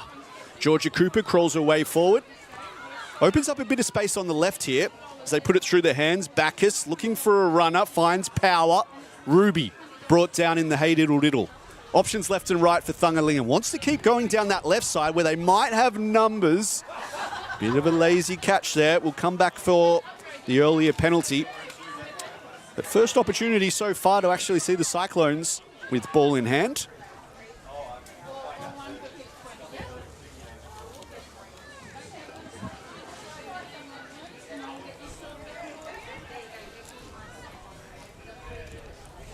And they're going to look to the touchline here. And perhaps run a set-piece play, line-out time. Running into a slight breeze here, the Cyclones in the first half.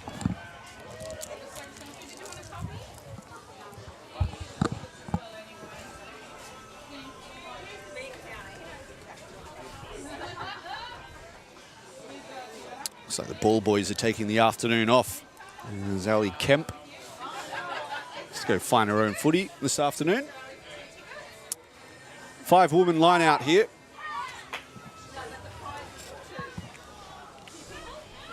They go to the back and it's an overthrow. But they'll get the short arm though. Was that a bit of encroachment perhaps from the Downs? So it'll have to be a tap kick. That's what they do. Thungalinga works it to the left. Bacchus, early pill out wide. Trying to get on the outside is Stokes. Not much doing out there. So they bring it back into the middle. Great defence. Racing up out of the line there. Fancy that was Johnston. A return to Tulia Teito. Options left and right. They want to use the backs on the right. This looks promising. Taking into contact Jem Stokes. Now back to the power game. Ali Kemp bashes her way inside the 22. They've got a long arm penalty as well.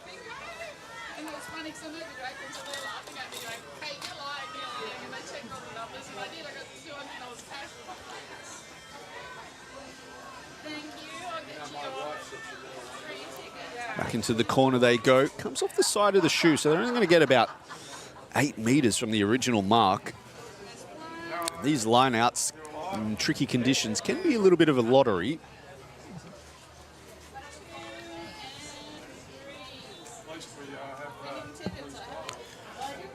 Ali Kemp, she's had her sight in and out, so they'll return to that short line-out option. 5 women. This time they take the easy route and go at 2. It doesn't work for them though.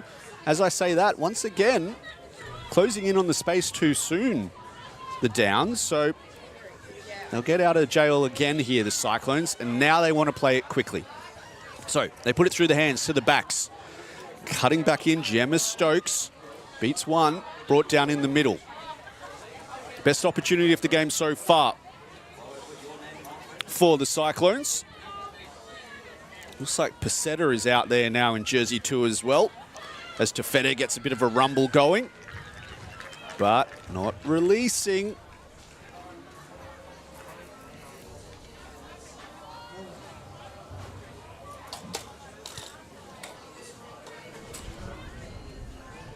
So they look to clear it.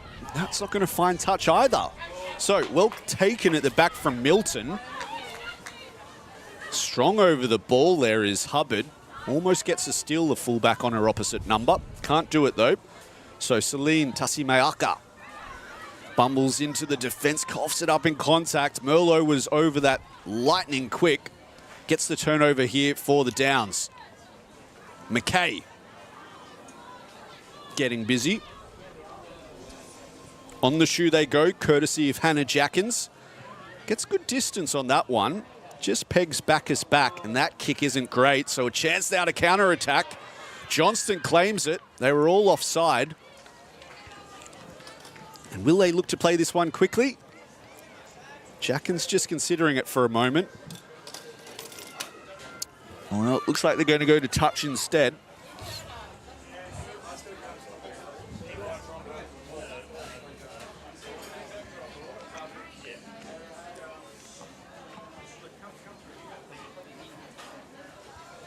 Well, in fact, they're not. They're actually going to call the scrum. It's an interesting call, this. Not a bad option. They might have a better win percentage at scrum time as opposed to lineouts, which have been a little bit of a lottery here today. Cyclones are going to defend it with 4 up, or 5 up in the line. Only the fullback back in Milton. The Downs, well, Hubbard's standing in a very interesting position here, the fullback. They go to the open side. Look to get early pill here for Dukes. Takes 3 women to get it aground. And they return the service back to the slop on the right side. Good carry that. Gets easy meters. To the right they go again. This time looking for Marshall. Gets the offload away. Finds Bambling. Quick hands indeed. Oh, big shot put on Lockie, who's bundled into touch. Perhaps the shot a little bit high, so they'll get a long arm penalty and another roll of the dice here, will the Downs.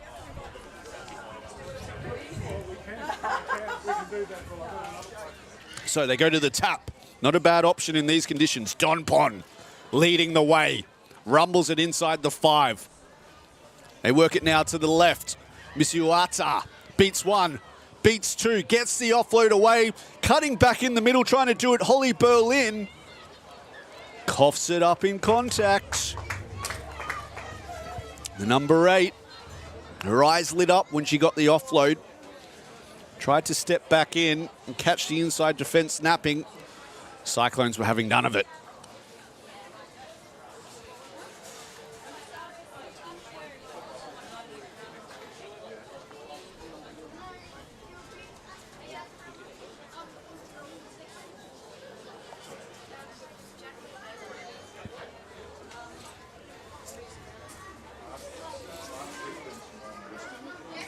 So they'll be under real pressure here now. Will the Gold Coast scrum on their own 5-metre line.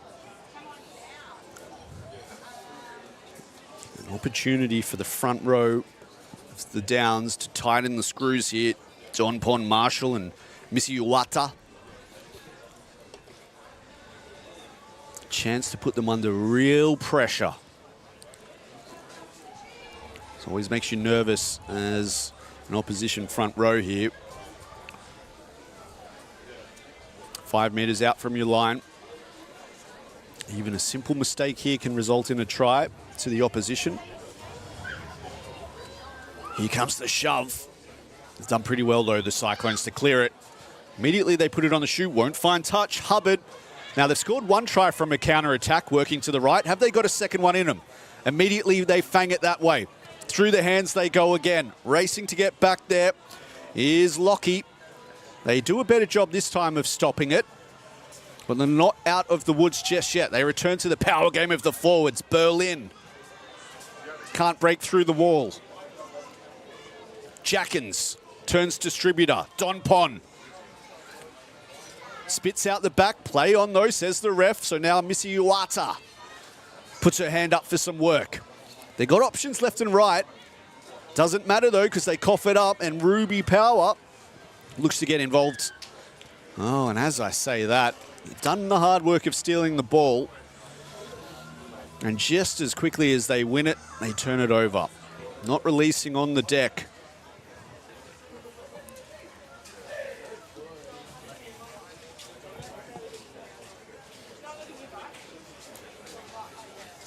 So it looks like they're going to resort to this tap move of theirs.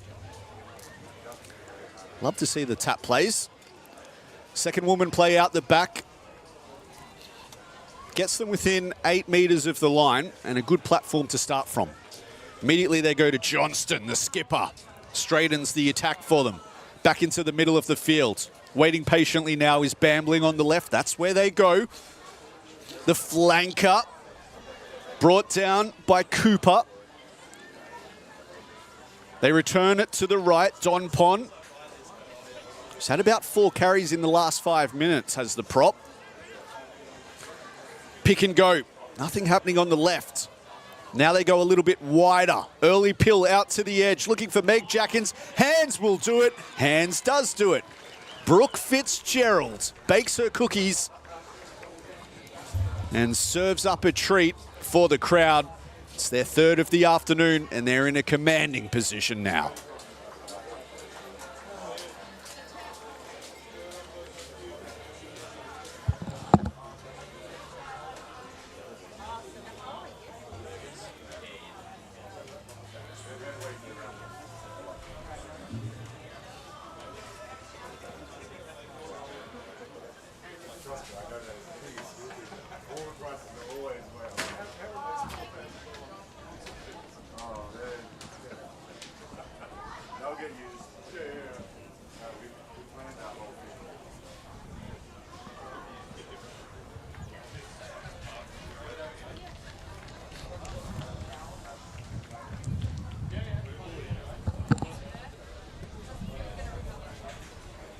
Jackins from out wide. Doesn't quite connect on that occasion. So 15-0. Downs lead the Cyclones. And it's going to take some Herculean effort from here for the women from the Gold Coast to claw their way back into this contest.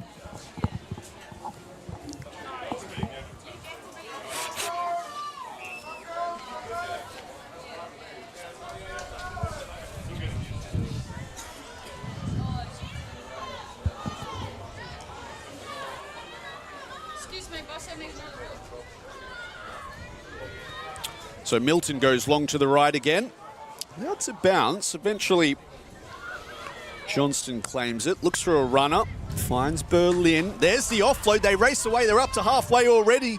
Merlot looks for support. Finds it. Got a number 9, Johnston, in support. And they're on the back foot here, the Cyclones. No halfback, though. There. So that'll slow things down a little bit as they return to Jackins. Fly half. Jackins on the left. Just gives the Cyclones a bit of time to get back on side here. Marshall beats one. Can't beat a second, though. Back to the right they go. Johnston, the skipper. Always good for a yard. Berlin. Oh, couldn't hold it. Coughs it up, and maybe a chance out of counter-attack on the left for the Cyclones. They've got numbers out there as they put it through the hands. Little bit of green grass out there. The rest of the field's a quagmire at the moment. Got the advantage as well. They work it back. Looks like they've got McWilliam out there now. So India McWilliam. Second replacement made by coach Jason Kroll. Got a 4-on-2 on the right here if they can work it. Through the hands they go. Milton gets the late offload away. Looks for Emily Bear. Bear is bundled into touch.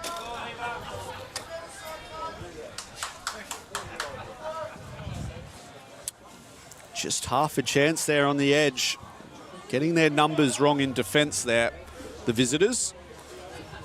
And that represented half an opportunity for the Cyclones. Unable to execute though. So we'll go to the line out.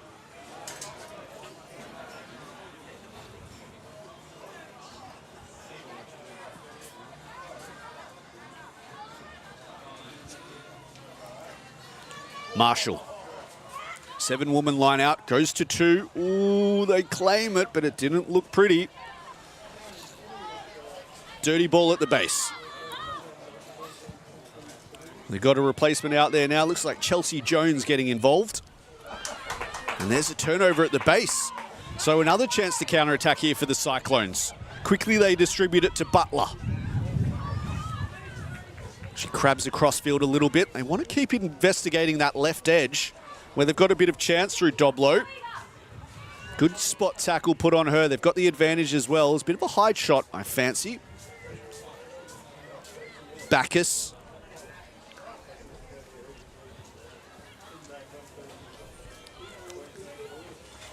Slow ball here. Oh, bit of confusion at the base who it was going to. Lost about 5 meters on the play. There was nothing happening, so we'll go back for the earlier infringement.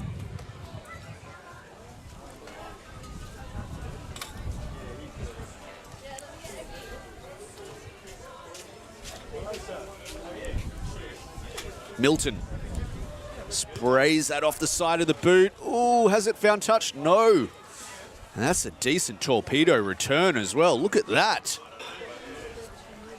So, yeah, perhaps another example of why the tap from a penalty might be the best option for the Cyclones. Oh, good shot put on there in the middle of the field. So they're about 10 meters behind where they got the original long arm from. Making life difficult for themselves, the hosts, as the counter ruck comes in. Dangalinga finds a bit of space on the left. Looking for Tulia Taito. Got another advantage here. And here they go. Are they going to take the quick tap? No. Well, it's an interesting one.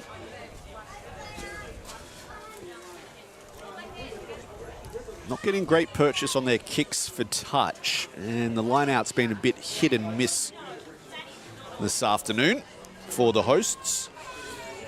You just wonder whether the tap kick might be the best option. You're going to pick up 8-9 meters on the first phase anyway, which is as far as you get with the line-out, which is only a 50-50 chance at present.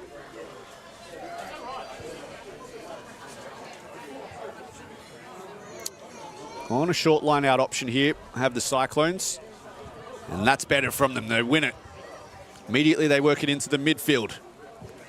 Looking for Stokes. Stokes gets a late offload away, looking for Doblo. Doblo brought down out wide. Good clean out at the base. Dangalingen looks for a runner back into the middle. Finds McWilliam, who's been really busy since coming on. Strong over the ball downs. Needs to release eventually, though, does the skipper, and she does. Back to the left they go. Peseta.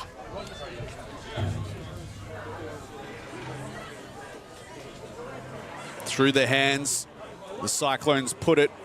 Butler, the skipper, gets a late offload. This is promising now from the Cyclones as they keep it alive, as I say that. One offload too many. And I think everyone forgot about the advantage law there. No whistle blown, so they're able to play on. And Johnston immediately puts the box kick up. Oh, she chases her own kick, makes the tackle as well. Great job from the number 9. Cyclones will still win it, nevertheless. Dangalingen distributes it to the left. Out there all on her own is Ruby Power. She needs support. Eventually it arrives. As they return it. Fancy that might be Nicole Mock potentially who's out there now for them. Little grubber kick there from Bacchus. Not really any chasers coming for it, so easy pickup for Meg Jackins in the backfield.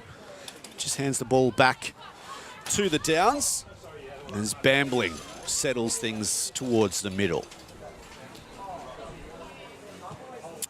We're in for a game of kicking tennis, I fancy, at this point. That's a really good clearance kick. All the way down to the 22. Let's see what they can do in response. Eden Milton had to run that. Back down the short side they go. Chance now. Gemma Stokes got half a break. They're back on the front foot all of a sudden, and that stops them in their tracks. Great tackle there from Berlin. Peseta into the mud patch. They try to work it onto the edges where it's a little bit faster in the green grass there. Certainly easier for the backs to make some sort of impact. Got an advantage as well here, the women from the Gold Coast. Standing a bit flat-footed though. It's hard to make meters when we're standing flat like that. So slow ball once again for the Gold Coast. Downs defence has done a brilliant job here. Now they've got a bit of an overlap, 4 on 3. They put it on the shoe instead. And as she's done all day, Johnston's back there, but this time she can't handle it. There's the turnover. Hubbard tries to make a steal, told to let her hands go so they can retain possession here. No one in the backfield. Show and go from Bacchus. Looks up, finds Emily Bear. Hot potato stuff here, and she's thrown it straight to a green jersey. The Downs have possession. That's not the clearance she was after from Isabel Johnston, so she's given it straight back to the Cyclones in the 22. Desperate there from Anna Johnston to steal it back, though. Well, Tommy Wallace not happy with it. He's given a long arm to the Cyclones. They need to play quick here.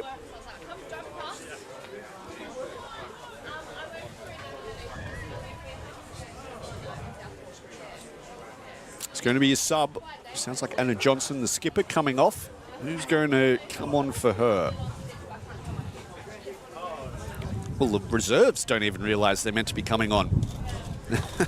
The skipper's all the way off the other side of the field, and no one from the bench had stood up. Finally, the call's been made. So they're going to opt to go to the sideline here. They need to get this really close to that 5-metre line. And that is a fantastic clearance indeed from Eden Milton. So first part of the job is done as the breeze starts to pick up a little bit here. They're in prime position now to convert this territory into points. 5 metres out from the Downs line. Well, there's going to be a new thrower as well. Bailey Kovarik. First throw of the game. Finds her mark, does she?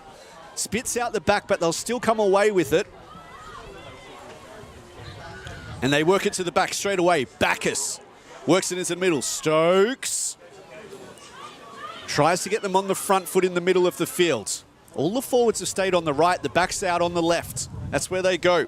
Doblo puts it through the hands. Milton tries to do it herself. Milton cuts back inside. Brought down about 5 metres short of the chalk. Best opportunity of the game so far for the Gold Coast. Peseta stands off. They go down the short side instead. Doblo harassed by a wall of green jerseys. She'll do well to stay in the field of play here. The counter ruck, though, is good, and there's the turnover.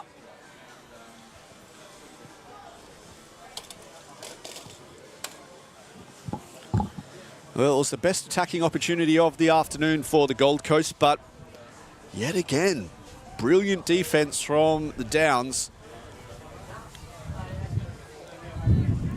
Denying the Cyclones in the shadows of halftime. And that's a cruel blow to them. You feel like they need something going into the halftime break to give them some confidence, because at the moment it's all one-way traffic this half. Nothing but the Downs. They win it at 2 at the front, although it's a pretty dirty ball. Johnston goes digging. Oh, good shot put on there, 1 out wide.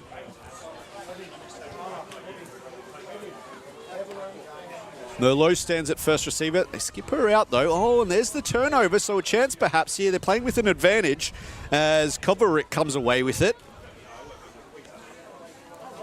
Thungalinga looks to the right, looks for Doblo. They've got numbers 2 on 1 if they can work it. Bear puts it through the hands. Milton racing away for the corner. Johnston comes across in cover, makes the critical tackle. They're still 5 metres short.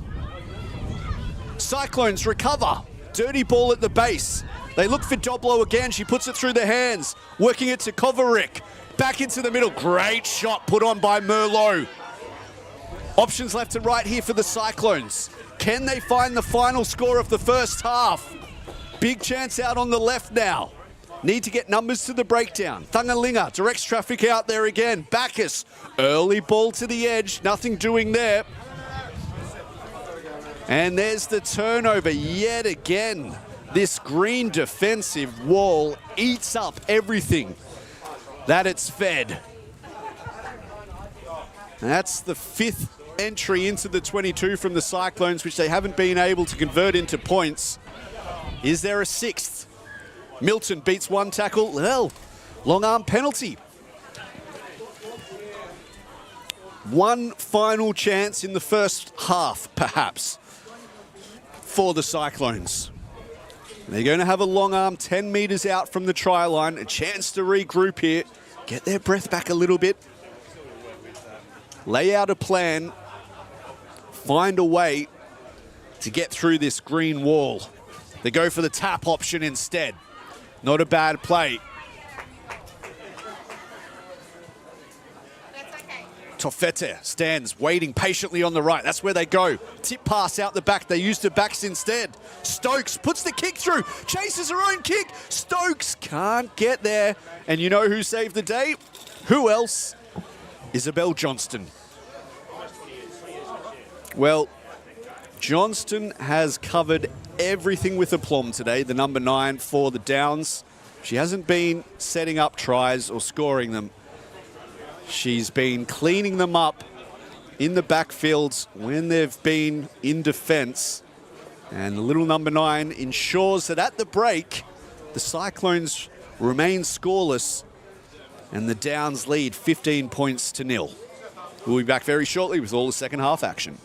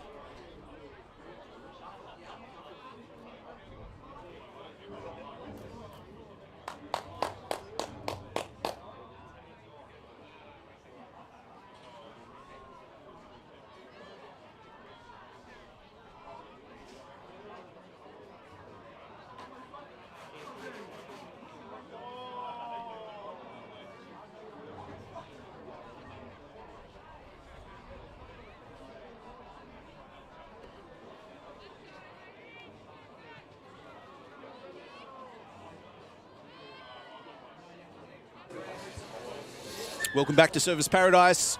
Second half of the Women's South Queensland Championship.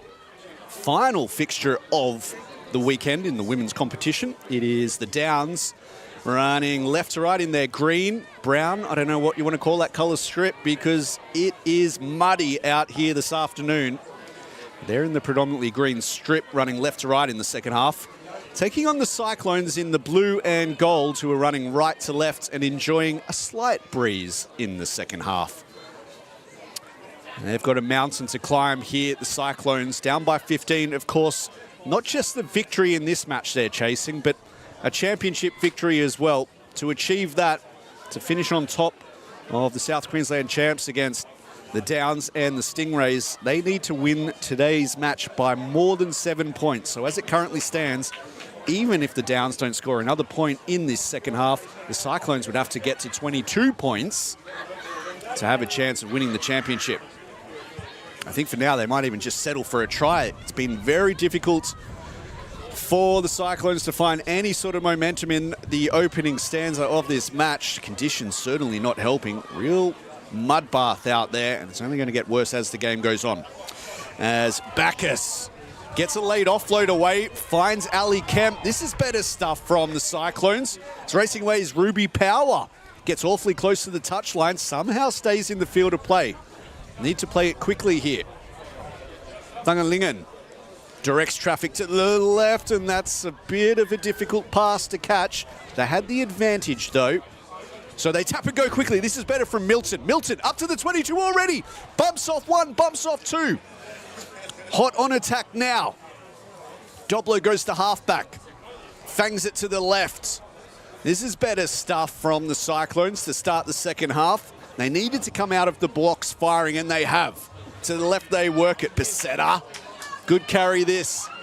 Brings it down 5 metres out in the middle of the field. Options left and right. How does Thungalingen want to work this? They get another penalty. Is the quick tap the go? It's worked for them so far. Peseta races back, gives it straight to a halfback. She's thinking about it. And that's what they do. They tap and go to the left. Bacchus takes it to the line. Finds Stokes, and Gemma Stokes lights up the scoreboard in the second half, and the fight back begins. Well, can we check on what was in the water at halftime? Because it's not the same team that played the first 40 minutes for the Cyclones. They've come out running in the second half. A couple of quick taps from penalties totally turned the momentum here. And immediately it pays dividends. 15 points to 5, kick to come. And it'll be Eden Milton charged with adding the extra 2. So responsible for changing the momentum in the second half. Of course, it was Milton, the fullback, who took the quick tap, made the initial line break, caught the Downs on the back foot, and you just fancy that if they are going to fight their way back into this match, they're going to need to do something a little bit different, whether it's quick taps. The working. The microphone. Good morning.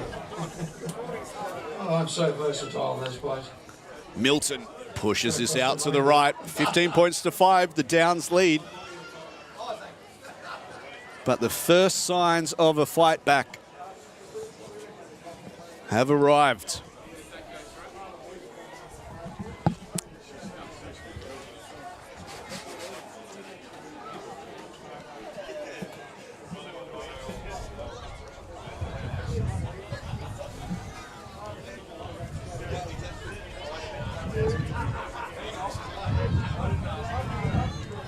So they go for the short kickoff. That's not going to make the 10-metre line either.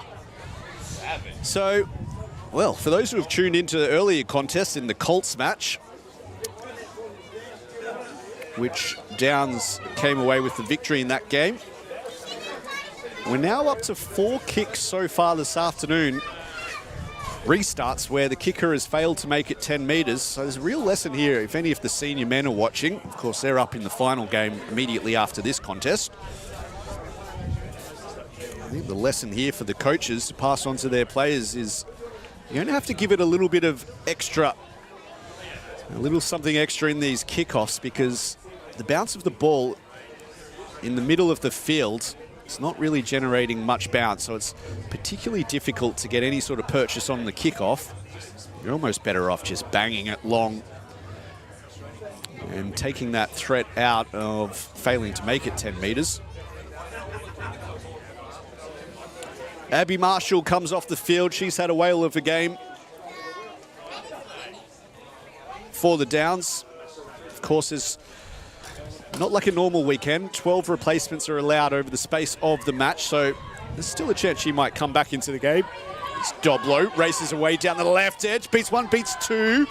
Fanged down onto the ground by Bambling. That's a good cover tackle from the flanker.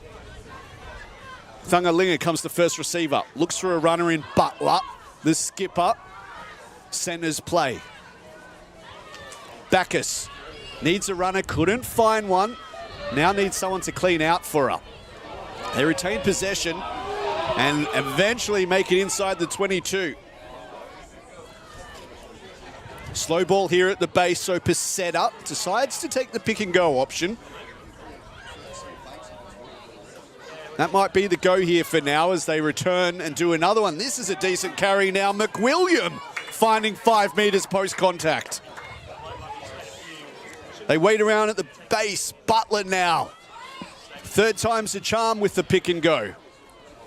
Eventually they release it to the backs. Bacchus, harassed yet again from Bambling. Not for the first time today. Back into the middle they come now. A lazy carry there. They had the advantage though. And they tap and go quickly, are they? They thought about it. Milton considers her decisions and then takes the tap eventually. And a chip kick inside the 10 metres. They chase hard and it's kicked over the dead ball line.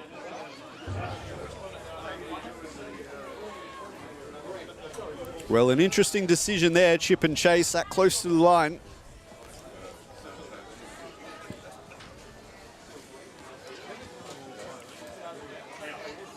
They'll have to restart courtesy of a 22 here, will the Downs. Won't be easy to clear their own half here as well, we should point out.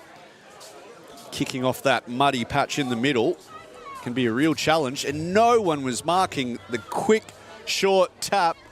And that's what they did. They went for the really short restart, and it worked for them. And as I say that, Lockie's taken into touch. But it was very, very clever thinking there from Hannah Jackins. Recognised that there was no one marking the 20-metre line, or 22 rather. Took the short 22. Drop out and regathered. Clever thinking that from the number 10.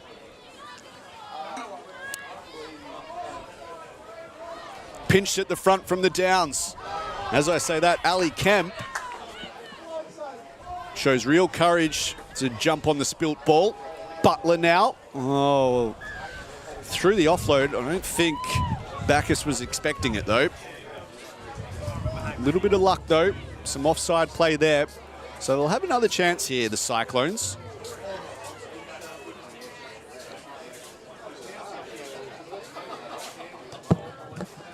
Milton makes sure of this one.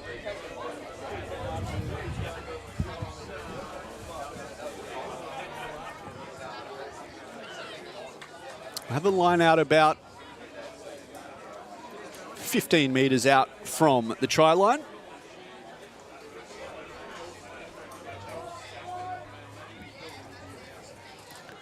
At 2, pinched yet again. But again, this is the third time now the Downs have been punished and penalised for encroaching at the line out. They've tried again to take the quick tap. Of course, any line out infringement is a penalty on the 15-metre line. You can't take it inside of that. So rightfully, Tommy Wallace doesn't allow it. So Butler now tries to run towards the sticks. Picked up and dumped in the tackle. 10 metres short of the chalk. They're going to go with the pick and go courtesy of Tasi Ma'aka. Gets the pass out the back, and now they invite the backs into the game. Stokes, so dangerous in this position. Well wrapped up on this occasion by Penny Dukes. They've been going hammer and tong at each other all afternoon. Back into the middle they come. The ground increasingly getting more torn up as this match wears on. Peseta. She was a decoy on the left. They put it through the kick again. Milton chases it. Well, couldn't regather, but they get a penalty, and this is the 4th in a row for the Downs, and this might force a decision from the referee.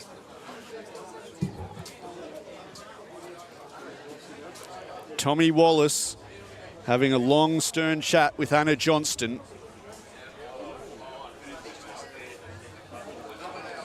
And I fancy next penalty we see from a Downs player may just result in a yellow card. Johnston goes back, just has another word with her team, perhaps passing on the message. That 10 minutes in the naughty chair awaits the next infringement. There's going to be a change here as well for the Cyclones.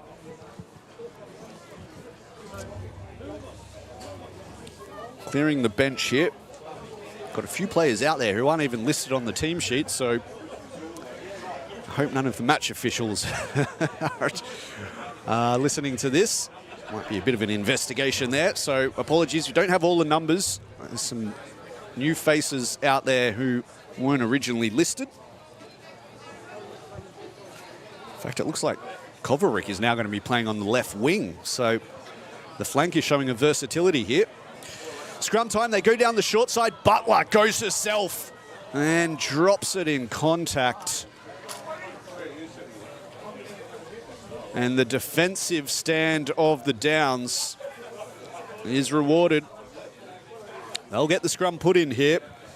More importantly, just another 60 seconds to get their breath back. Done a lot of defending in the second half, most of it in their side of the pitch as well. Sucks a lot of energy out of you, and we've got to keep reiterating, it's their second game in 24 hours. They played yesterday afternoon against the Stingrays.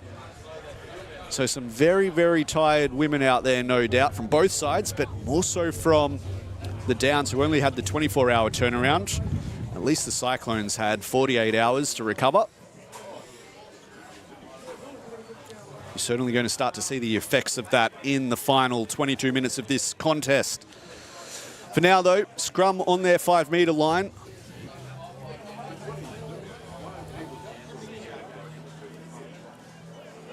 Solid platform that. They use the crash ball on first phase. Jukes. Look at the leg drive of the centre. Gets them well over the A-line. Lays the platform for the second phase. They go again to the power game. This is a good exit from the Downs. As I say that, the counter ruck comes in. Tommy Wallace, though, not happy with it, so we'll go back for an earlier infringement.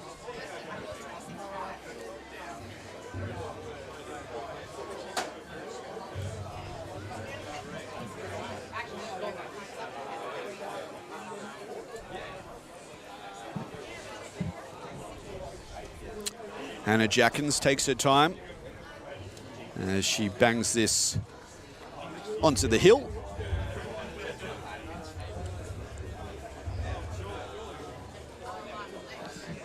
A win of any sort here today will deliver the title to Darling Downs as the champions of the 2025 South Queensland competition between Darling Downs, Gold Coast, and of course Sunny Coast. They've played their 2 matches already for 1 win, 1 loss. Cyclones mathematically still capable of being champions in 2025. They need to win this match by 8 or more points. As the short arms awarded to the Cyclones. They want to play quickly here, I fancy. Well, no, it's actually going to be a scrum put in fact, despite indicating initially it was a short arm.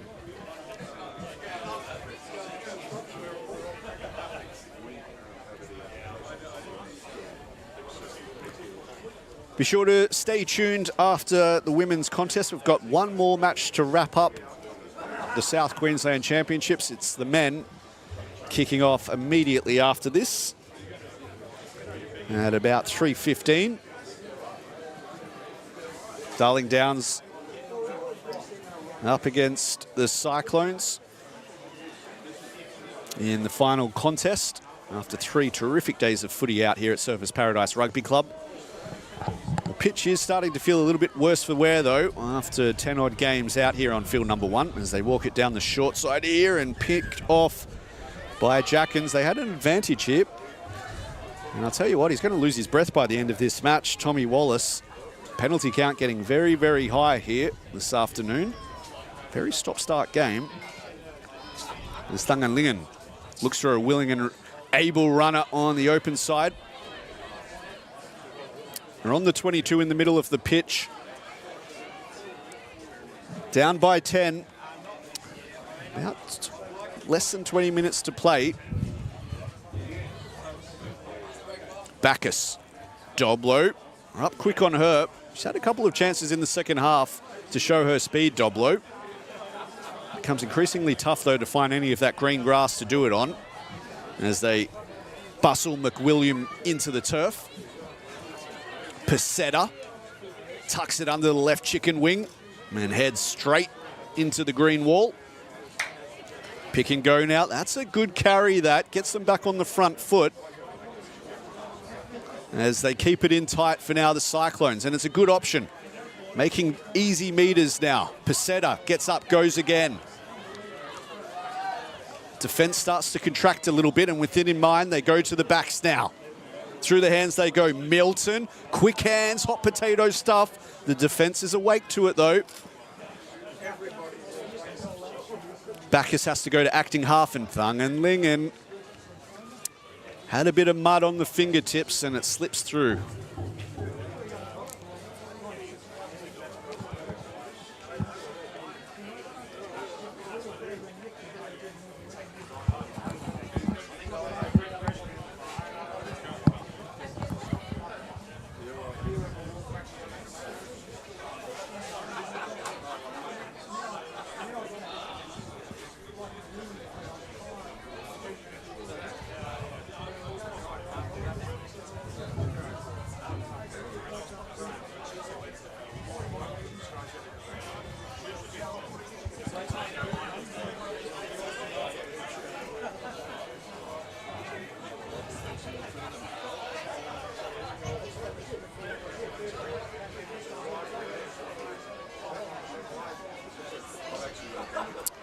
So a knock on at the base of the scrum there. And Isabel Johnston makes her first mistake after 60 odd minutes.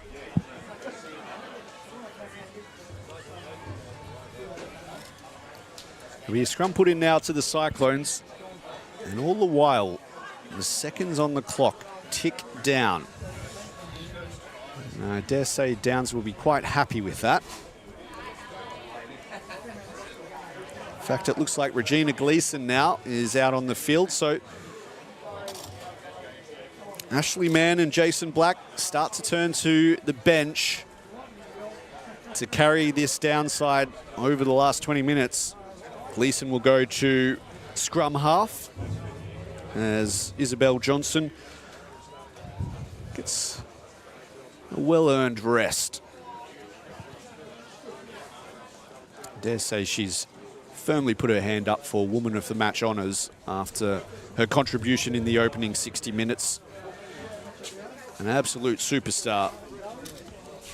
Isabel Johnston had a hand in everything on both sides of the ball. Interesting formation here from the Cyclones' backs.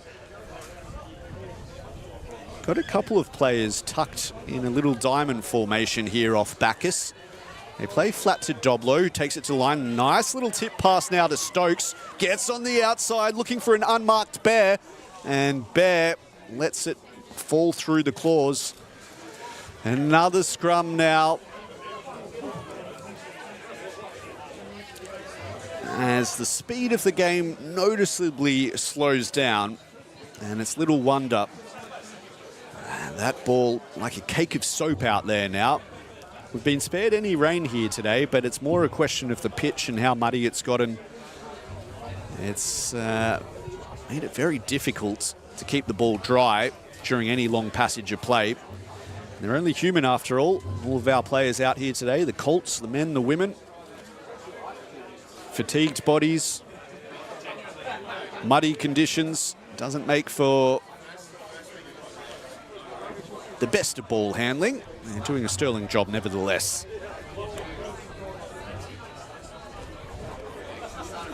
The lead 10 points here in favour of the Downs.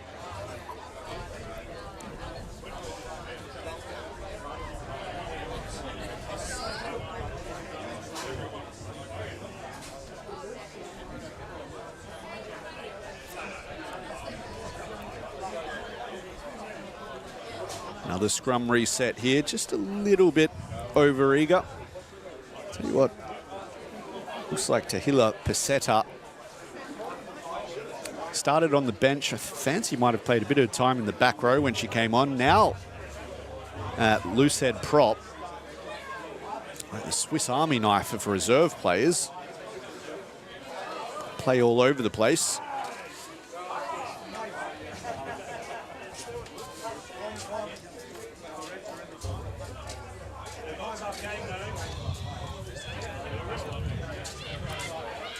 So the Downs, well, play a little switch ball on the back to Jackins. Creates a little bit of space on the open side where they look to run it again. This time it's her sister Hannah Jackins. And again, not really showing any willingness to want to kick it. Happy to keep ball in hand for now. This is enterprising play from the visitors. Love to see it though, don't you? Ball in hand sort of rugby. Peseta makes a play, almost stole it in defense. Couldn't get it done though. So now they work it to Berlin. She's come back on the field. She had a bit of a 5-minute breather before.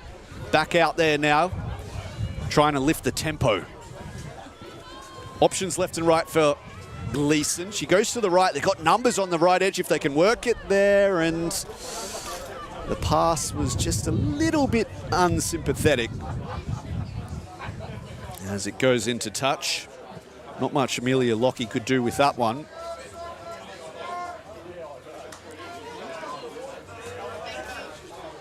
You like to see it though, don't you? Ball in hand sort of rugby, giving the crowd something to get excited about. I dare say it's going to be very difficult for the Cyclones to get into the lead from here as the clock ticks down.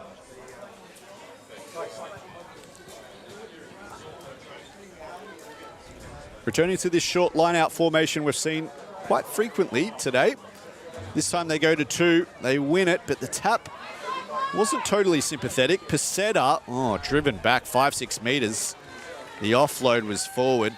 Not much she could do there when she was getting harassed in the manner that she was.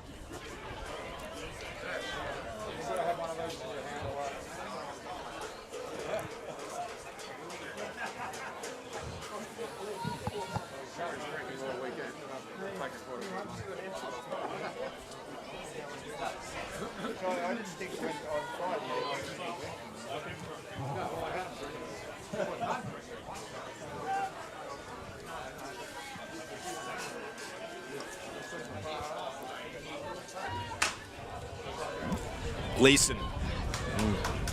Tough for any halfback to pick it up in that situation. The scrum was on ice skates going backwards there. And poor Regina Gleeson had no chance of picking that up cleanly.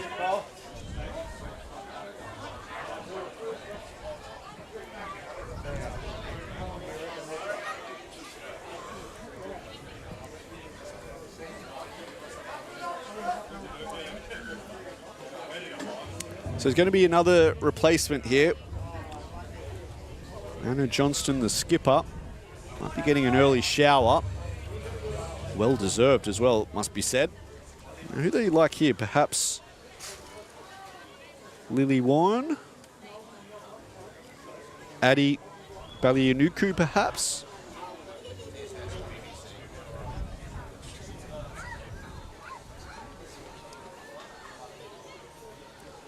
Yeah, I fancy it might be Adi Balianuku coming on for the skipper. Big shoes to fill for the replacement.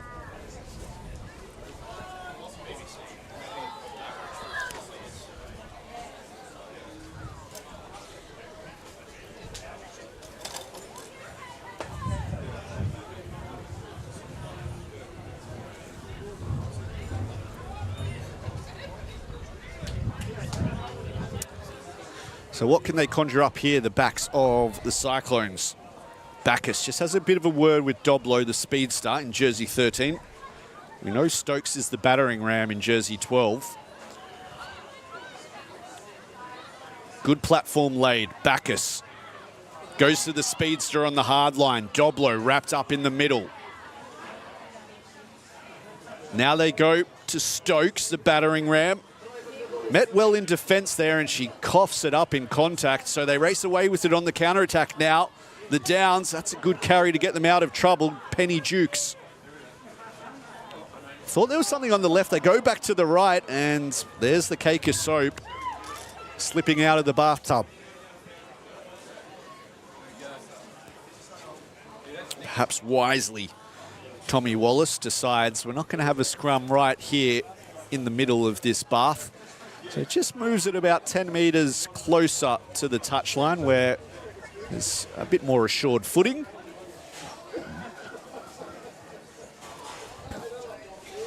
Is this Olivia Haynes perhaps, or Lily Warren coming out?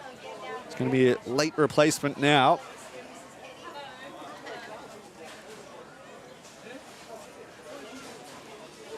Fancy it's Olivia Haynes. We'll keep an eye on that.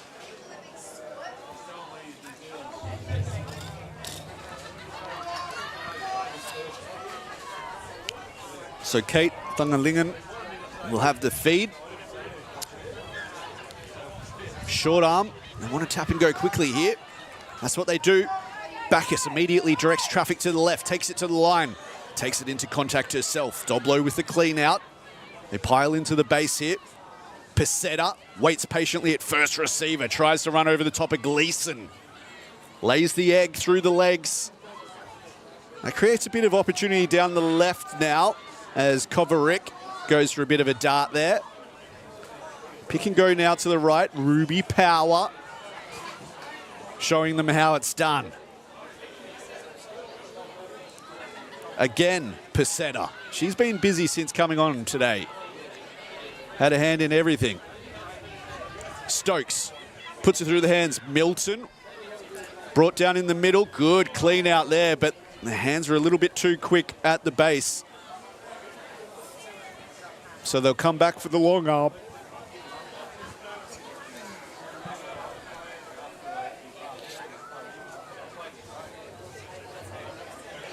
Decision time here now for Milton. They go in the tap, they go in the touch, they go in the scrum. All options on the table. The scrum's been much better in the second half. They're going to take the tap instead. So Thungalingen works it to the right. Looks for Butler. They set up a pot of forwards to the right. That's where they go. Trying to catch them napping. Ali Kemp. Backs now, wanting to get involved. Bacchus takes it to the line. Almost scrapes through, not on this occasion though. Back to the middle they come. McWilliam, she's been busy. Peseta, first receiver. Late offload, wasn't a clean pass. They retain possession nevertheless. Long arm penalty, need to play this quick. They're not going to have a chance because he's going to the pocket. Tommy Wallace shows the cheese to Holly Berlin. And Berlin will have an early shower. Milton. Well, considered the tap. Looks like they're going to call the scrum instead. Not a bad idea. Perhaps give their backs an opportunity to set up some one-on-one opportunities here. Fancy those most likely to break the line are their rampaging centres, Stokes and Doblo. They got Stokes at first receiver on the left. Doblo on the right, standing side by side with Eden Milton. They're the two speedsters and they're both on the right. Let's see how they want to play this. To the left they go. Butler gets the offload away. Thungalingen, here she goes. Gemma Stokes bumps off one. Coughs it up close to the line. It's gone backwards. Play on. And how about that from Emily Bear? She's rewarded with a try late in the contest. And the Cyclones bring the gap down to 5 points. There's still a chance here.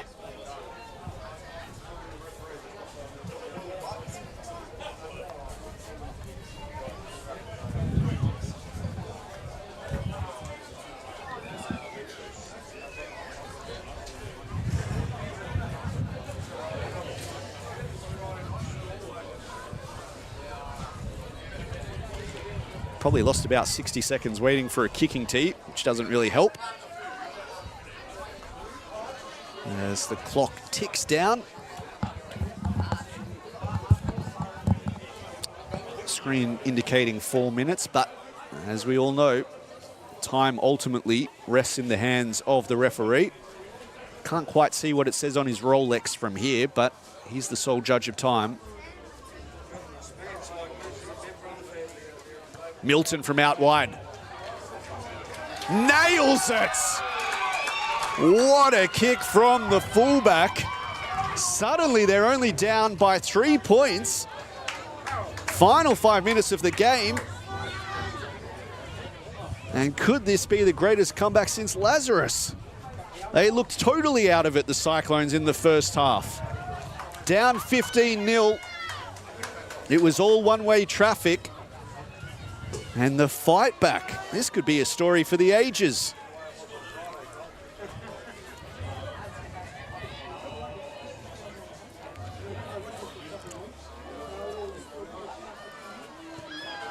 So the Downs go short to the left, allowed to bounce. Oh, somehow they find a way to regather it, the Cyclones.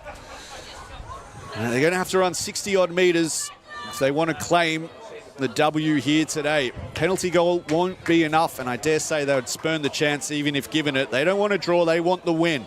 They play out the back, looking for Stokes. Stokes, show and go from the centre. Up to halfway, Penny Stokes races. She needs support, tries to bump the fullback off. Needs support at the breakdown, gets a long arm penalty. And how about this? Tommy Walls goes to the pocket. 15 plays 13 in the final 2 minutes of this match. How big a call is that going to be? Well, they've got 2 women in the naughty chair at the moment. Cyclones have got a full complement of players. In the dying moments of this match. And they're going to have a penalty, which they've drilled into touch. They'll have the line out, 22 metres out from the opposition line. What a turnaround this could be.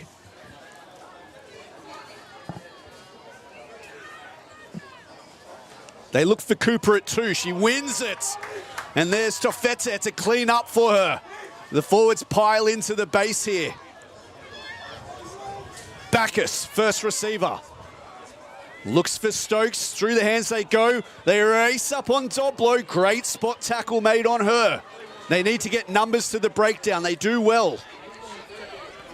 Thunganlingen wants to go down the short side. Finds Bacchus in support. Bacchus bashes her way up inside the 22. She's got 3 green jerseys on her. Slow ball at the breakdown. Thunganlingen wants to go herself down the short side. Flirts with the touchline. Has to be careful here. Stolen off the base by a green jersey. Brought into touch. And the fight back won't quite work out for the Cyclones. The Downs hold on at the death with 13 women to somehow crawl their way to victory. They win 15 points to 12 and win the championship in 2025 for the South Queensland Rugby Championships. Congratulations to the Downs. Great spirit shown in those final 5 minutes from the visitors to hold off a fast-finishing Gold Coast outfit. Well, there's only one match left to play in the senior fixtures for this afternoon.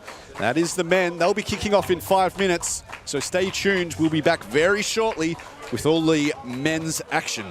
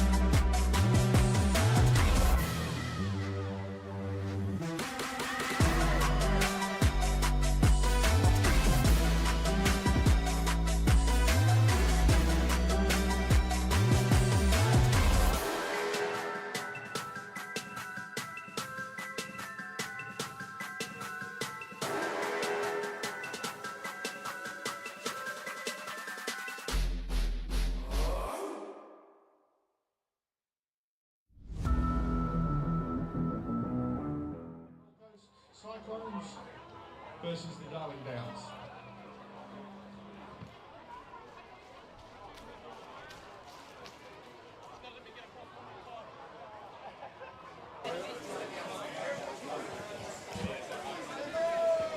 And then there was one. Just a final fixture to play here in the 2025 South Queensland Championships.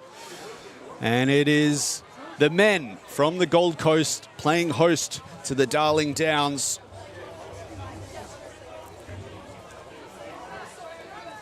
Both these sides having lost to the Stingrays in the last 2 days, so pride at stake here in the final match.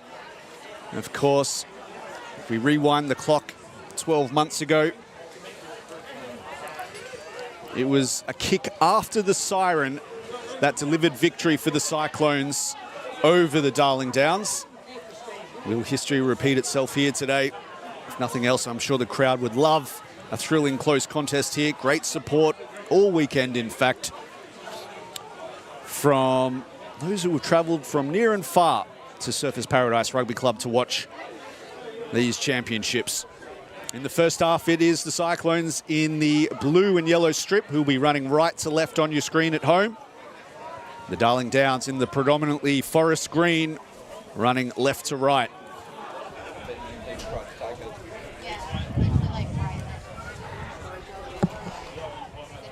Ref Dan Bolton, the man in the middle for this afternoon's contest. And as that kick goes straight down the throat of Lukey Morris, works it back into the middle, looking for Raymond. Good carry that from the fullback. Hard on the charge, brought down by Gersakowski. Trying to get on the front foot is Willis in the middle of the mud patch. Got attacking pods on the left and right. They want to use Franatovic on the left. That green jersey quickly turns brown as he slides through the mud. Bit of pressure being put on here, so Will Archer tries to get him back on the front foot. Eastwood now, tip of the spear, plays out the back. They look to play flats, and that was slipping through their hands. Well recovered in the end. Come back for an earlier infringement. There's been some late changes here, so you'll forgive us. We've got a couple of players who have not been submitted on the team list. Noticeably the outside centre for the Darling Downs, so apologies. We're going to have an invisible man out there, folks, who we can't call. We do try our best to get him, but managers like to play funny games here and now as that kick goes straight up, nowhere near the touchline, knocked on in the middle of the field. And a rather surprising outcome there. Good time to touch on the conditions.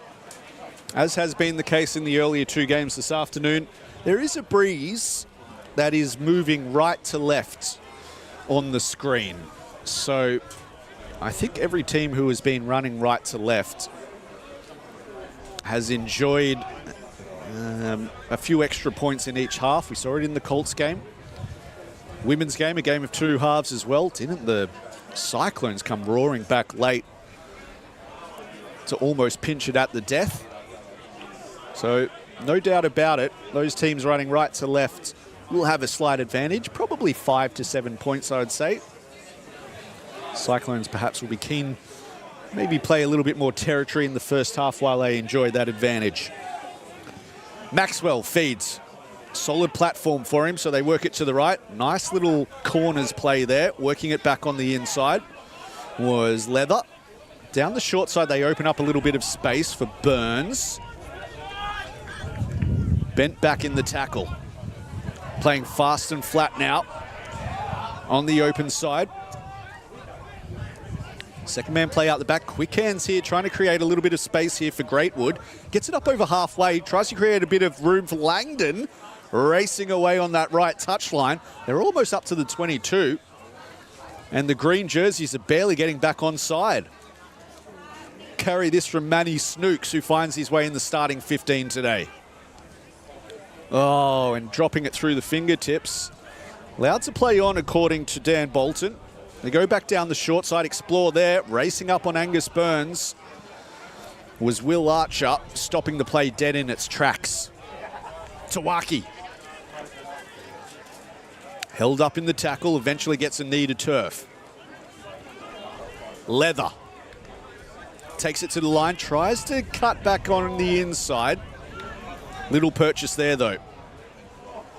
Wild pass at the base. Arnold puts it on the toe into the mud pit. Oh, doing well to get back there. Paravisi. And he has to clean up in the middle of the quarry. So again, looking to run it. Jackson hands it off to his lock partner. Jackson again beats one this time. Inside ball from Curry. And you get half a gap there for Dougal-Jones. Just gets them back on the front foot, which Eastwood tries to turn into another net gain. Can't do so on this occasion. But interesting tactics here from the visitors. Perhaps aware of the breeze that they're running into. Not keen to get into a kicking duel, so running the ball out of their own territory. Doesn't come without risk, as they do a better job of finding touch on this occasion.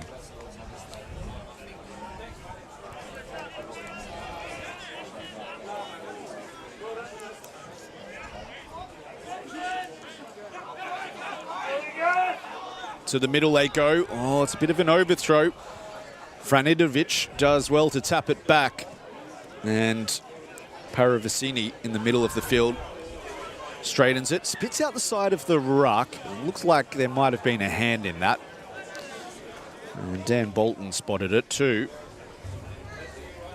Scrum in the middle of the field. Wisely, they're going to move it a little bit closer to the sideline where the grass is a little bit greener.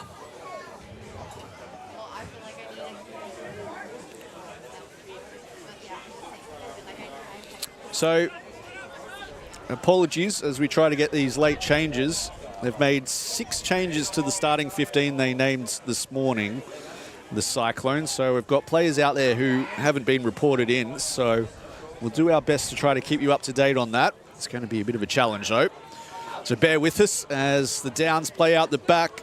Finley McIntyre finds a bit of space on the left edge with his outside backs. They bustle their way up to the 10-metre line already. And again, Paravicini on the hard line, couldn't hold it on this occasion, and Tawaki clears it. Ball in hand yet again. Kenny getting busy in the middle. Tawaki, third carry of the day. Creating a bit of space on the left is Leather. He race up quickly there, trying to shut down Saunders. Does well to get through, though. And there he finds Greatwood in support. Bundled into touch. But both sides showing a real willingness to keep ball in hand early, which is promising, particularly for the fans. Curry with the quick line-out throw. They fang it into the midfield. Archer got it on the back foot, does well to recover. Leather makes the play on the ball, can't make it stick. Curry, tip of the spear. Goes sideways. Doesn't pick up any meters on this occasion, though. Early ball there for McIntyre, looking to feed his men out wide. Is that brown patch, which was only the size of the cricket pitch earlier in the day, gets bigger and bigger on this field. There's not a lot of green turf left out there. Archer distributes, turns to the right. Paravicini looks for Morris, bundled up quickly. So we're up to 7 phases now from the visitors, retaining possession well. They decide enough is enough, though, and play the kick again. Well charged down, though. And, well, Tyler Maxwell was hoping that charge down would have stayed in the field of play. No luck, though, but good pressure from the number 9.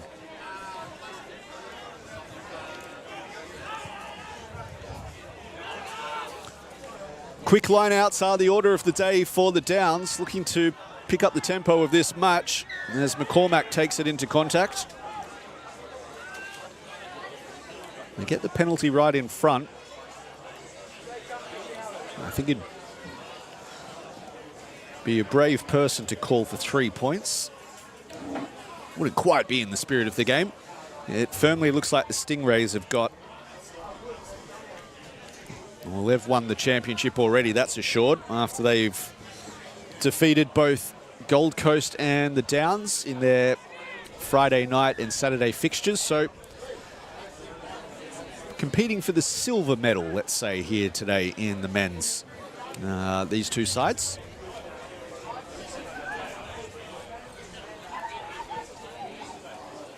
You just wonder when silverware is off the table, if that doesn't affect somewhat how teams approach a game.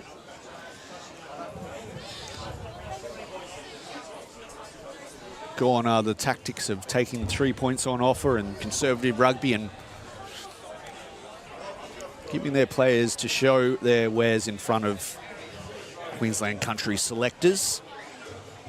Play a bit more open and attacking. It's a shame that the field won't necessarily allow that to happen, but I'm sure the skill level of these players, nevertheless, will allow us to see some pretty entertaining footy this Savo. First real opportunity of the afternoon for the Cyclones. Set piece inside the opposition 22.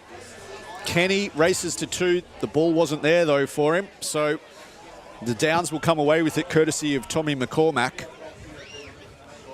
Into the pocket they go. Morris. Out to the invisible man. Counter ruck comes in. No good on this occasion, so they'll keep the ball in hand play. They race up quickly on Jackson. Very almost a steal there at the base. Eventually, Lukey Morris puts it on the shoe. Won't find touch, so a chance to counter-attack. Maxwell's waiting there in the backfield. He's already got 2 jerseys on his outside he can use. Goes for the crossfield kick. It'll be important to get the bounce. It doesn't, though, because Lukey Morris does a good job of cleaning up at the back.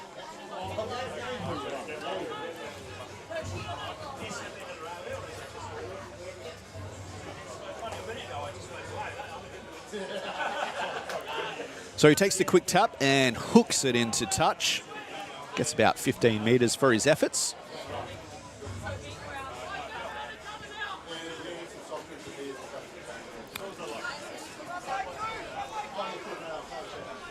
So Douglas was the target.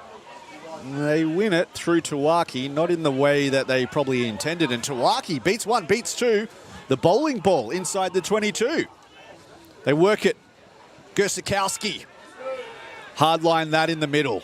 Around the corner they come again. Second man play out the back. Leather. Early pill to the edge. Looking for Lotz. Puts it through the hands for Langdon. Cuts back in. The flying mullet bundled into touch.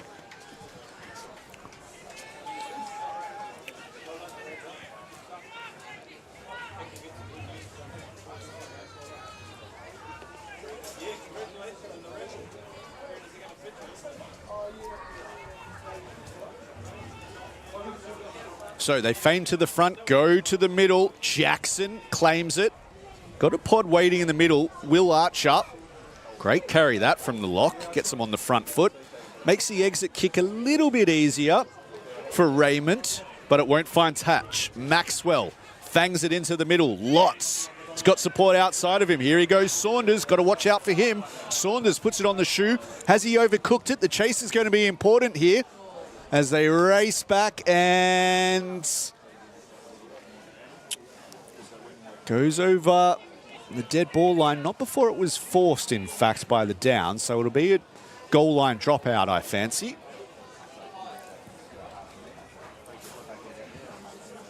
Dan Bolton, the referee, just waiting for confirmation on that from his touchies. Looks like it will be a goal line restart, though.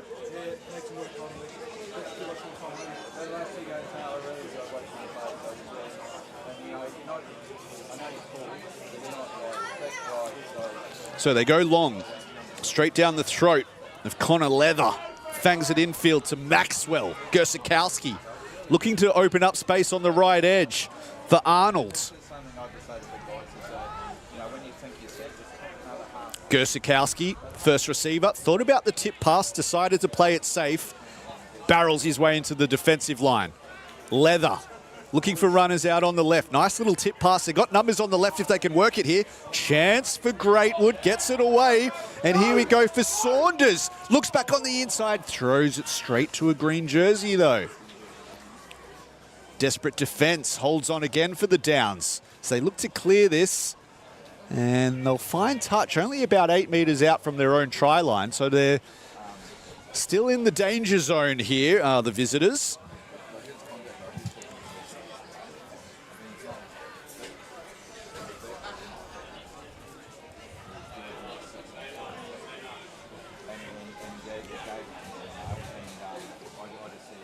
To 2 they go. They weren't expecting it though. And Curry comes away with it. So golden opportunity goes begging for the Cyclones. And the Downs have another chance to clear it. Again, the clearance kick, not great from Lukey Morris. Bounce is going to be important here. Leather gets cleaned up pretty quick, smart. Maxwell looks for a runner. Good leg carry that. They're inside the 22 now. And again, they direct traffic to the right. Angus Burns now. Potter forwards on the left, Wait. Good leg carry yet again. And, well, drops out the back of that. Maybe a penalty coming, though, for not releasing the man in the tackle. So the Cyclones will have another long arm in the opposition quarter.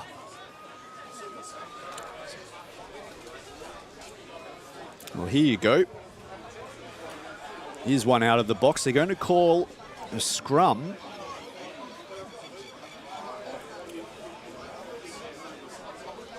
From about 7 or 8 metres out, so perhaps a bit too far for the forwards to get involved or have any sort of pushover, if that's even something they think they can do. Just creating a bit of space for the backs. Interestingly, the backs for the Cyclones will start their set play in the mud, whereas the backs for the Downs all starting on green turf. Ball goes backwards, Leather on the back foot already. They play out the back and, yeah, coughs it up. There's an offside as well. It's always going to be difficult when one team's running on green grass, the other team's running through mud. And playing out wide channels in that situation is always going to be a tough ask. So the Downs can take a lot of confidence from this. 3 entries into their 22, and the Cyclones yet to come away with points. They find a better clearance on this occasion.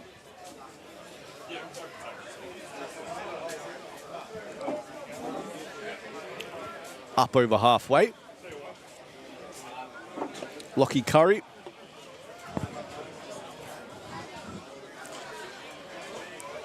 Win there, diving on it, is McIntyre, getting his jersey nice and dirty. Doesn't do any good, though, because they cough it up. So they put it through the hands here. Bit of numbers on the left here for the Cyclones as they try to avoid the cricket pitch in the middle. Leather gets cut out, goes to Lotz instead. He gets up over halfway. Gersikowski, show and go from the number 8. Drops it on the ground. And it's called a knock on.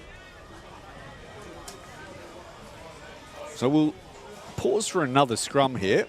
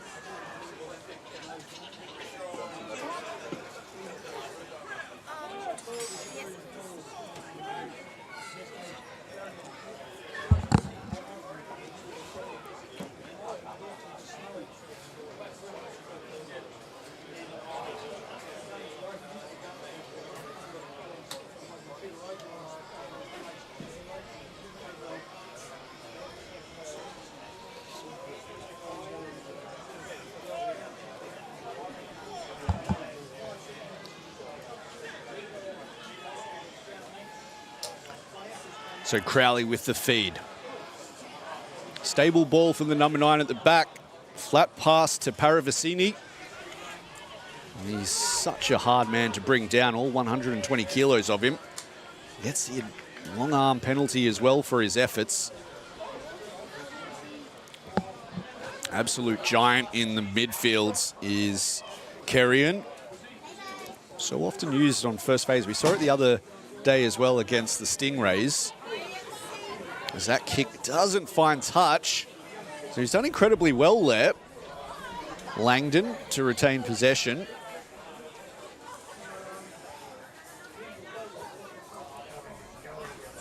So they look to exit courtesy of Douglas. Got a bit of numbers out the back. If they play it that way, they race up quickly on Greatwood and knew how important it was to shut him down. Leather gets up, goes again though. Play flat and hard, courtesy of Manny Snooks.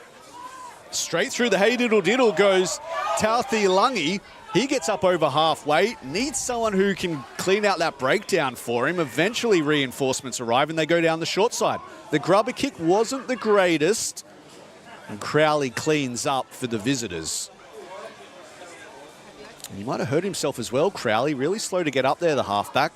I'll have to use a makeshift in the meantime until he gets back on his feet. That'll help them though, the long arm penalty.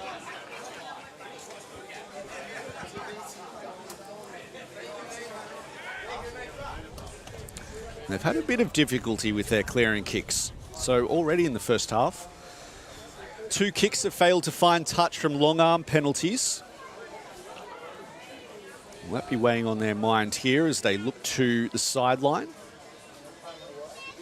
Better job on this occasion as the kick comes in the direction of the commentary box. So Lockie Curry, of course, a former Cyclone representative, now wearing the green of the Darling Downs, throws in and finds his man at the back. And they play out the back on this occasion, trying to play with a little bit more width. That mud patch in the middle gets increasingly slippery, and as I say that, they cough it up, slipping through the fingertips of Paravicini. And that creates a bit of space here on the green turf of the left edge, and that's where they go quickly. Putting it through their hands now, a chance for Saunders. Spits out the back, well covered though by the Downs who pounce on it. Curry comes away with it, smacked by Tuwaki. He'll feel that tomorrow. They retain possession importantly though. Show and go here from Archer. A little bit offside, I thought for a second there, the outside backs of the Cyclones. Did well to get back on side before the referee noticed. Anyway, inside ball here. Half a chance there for Dougal Jones. He was snapped up pretty quickly though. And the Cyclones will get the long arm penalty.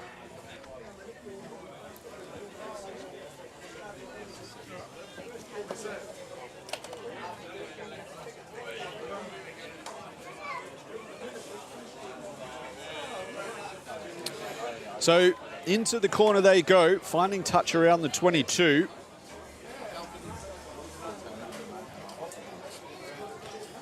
Had 4 entries now. Inside the opposition quarter, yet to come away with any points though. Pakuaporo with the throw. One at the front. They try to set up the maul straight away. And that's their best attempt yet so far. Oh, and as I say that, coming away with it, Will Archer, making a real nuisance of himself. The big man just plucks it straight out of the middle. And Raymond clears it into the safety of touch.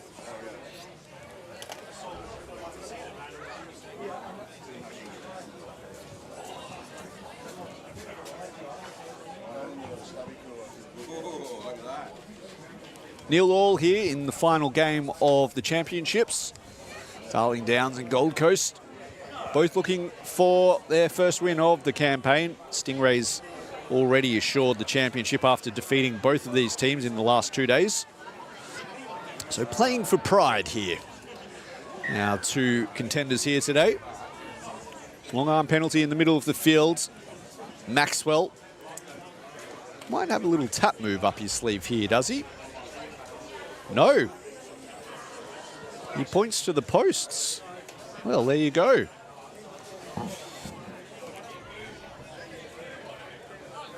Perhaps an indication of the pride at stake here.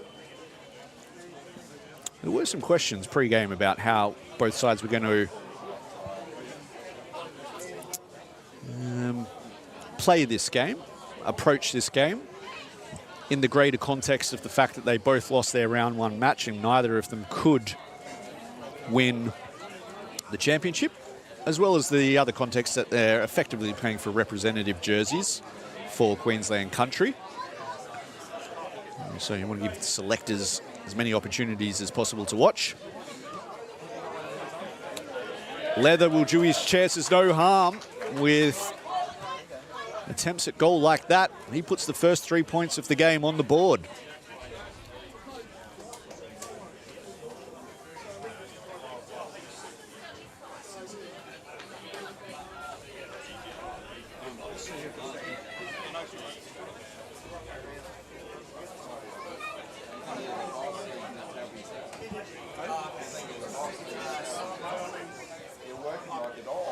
So Lukey Morris, who's had a lot of the kicking duties, both from penalties and kickoffs, gets us underway again. And Tauthalangi, he was the one who made that big break from the pick and go moments ago.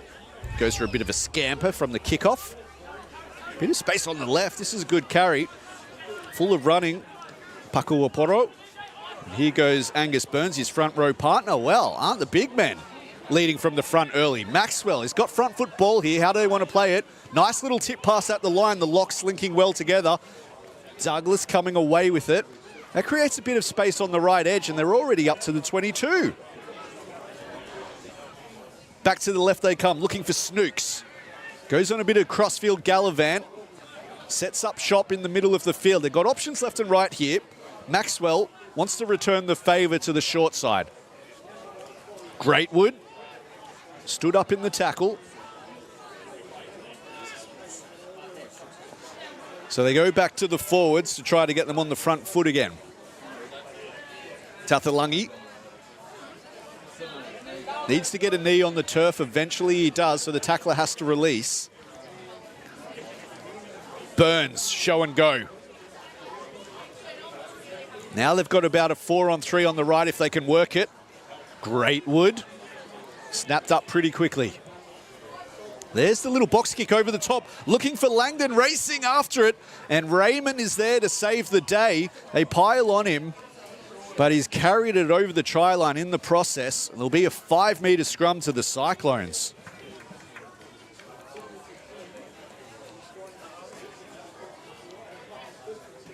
Well, clever play from Tyler Maxwell there. Recognised that there was plenty of real estate in the backfield unmarked.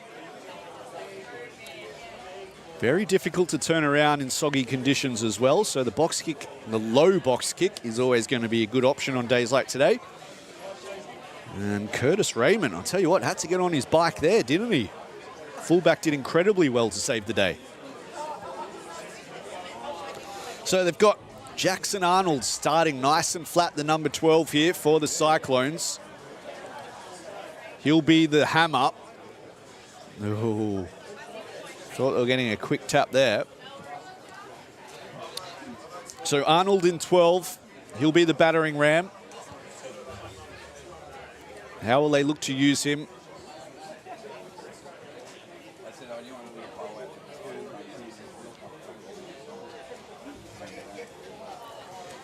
Jimmy Langdon as well.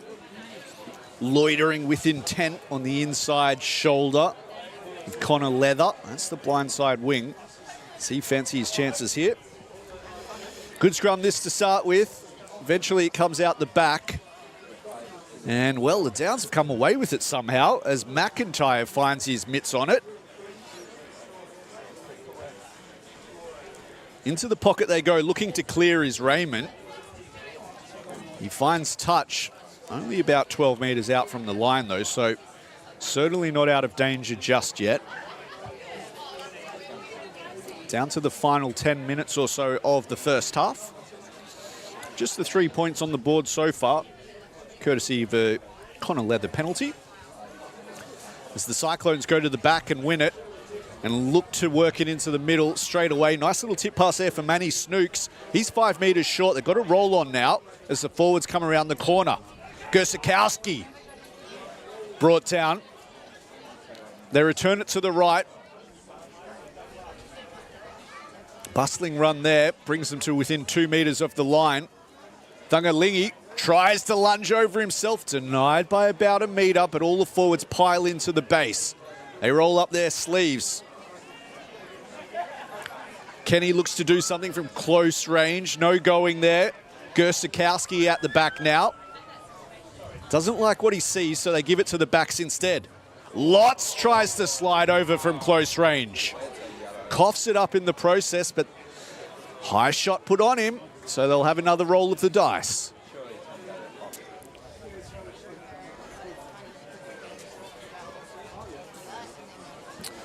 Now, they took the 3 on the last occasion. This time they want to take the tap. Burns putting his hand up for some work. He gets within a metre.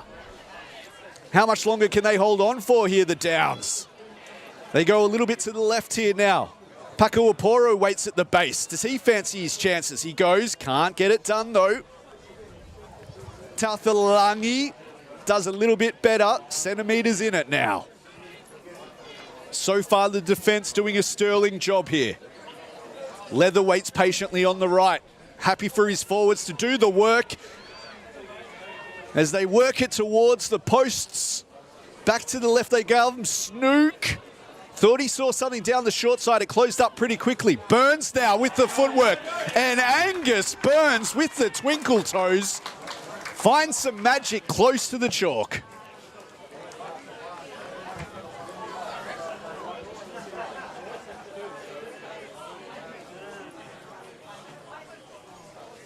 Well, great patience shown there. 8 phases in the row with the forwards. The backs were shivering out wide, but never showed any intention of using them on that play. And the patience was rewarded. The big men proving that, you know, give it enough time. They're always going to crack that green wall. Pakuaporo did well. Tauthalangi heavily involved. Snooks, he's had about 4 carries in the last 5 minutes. As Connor Leather adds another 2 on the board. You're still my favorite, Gerald. You're still my favorite.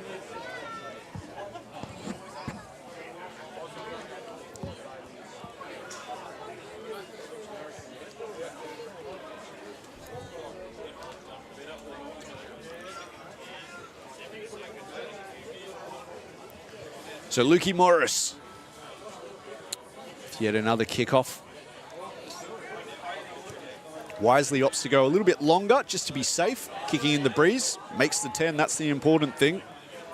And the Cyclones look for Gersakowski. Goes ball play up. Finds Pakuaporo. Sets up shop in the middle. Into the pocket goes Leather. Kicks that one down the middle. Probably happy to play a game of forcings back, knowing that they've got the wind advantage here. So they look to run it, courtesy of Tommy Wright. Can't quite make it to halfway on this occasion, though. Flat-footed Archer. From a standing start, can do no good. Flat pass there on the left. Really struggling to get over halfway as they work their way through the muddy patch. Perhaps they'll have better luck on the edges. Flat-footed there. Eastwood. Still stuck in his own half. Looks like they've got an advantage here, does it? Archer thought about the offload, decides to keep it in contact. As they work it back down the short side. Raymond trying to find holes himself. McIntyre now.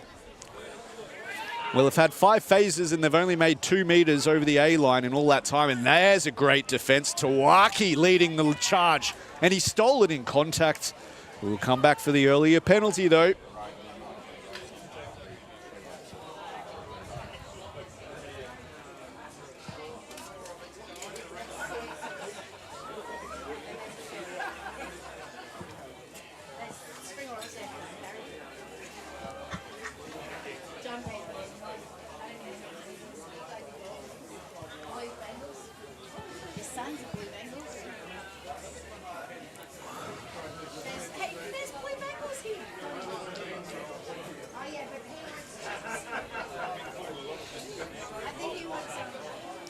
So 10-0 the score here. Final 5 minutes before Oranges. Cyclones leading. They do have the advantage of the breeze we need to keep reminding you about. So all those Darling fans, all those fans from the Darling Downs, don't be dispirited. There'll be a comeback in the second half. Don't you worry about that. As Lukey Morris goes for a run through the middle, almost catches them napping there. Gets them on the front foot. They work it back to the right. Hot potato stuff. Oh, they raced up on Jackson. Shut him down, and oh, helter-skelter, they're going at the breakdown now. Douglas, the danger man. Hands could do it down the short side. They put the kick into the backfield. Lots is there to clean up. Hooks it back into the commentary box. And we can all catch our breath for a moment. Well, he took a bit of a hit there. This is the number 13, the player not registered, so from the Darling Downs. Looks very ginger, doesn't he? Yeah, now he's going to get some attention from the medic.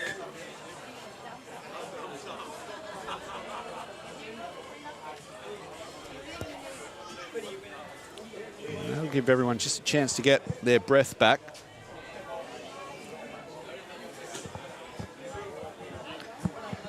Starts to get a little bit darker around here as we approach 4 o'clock.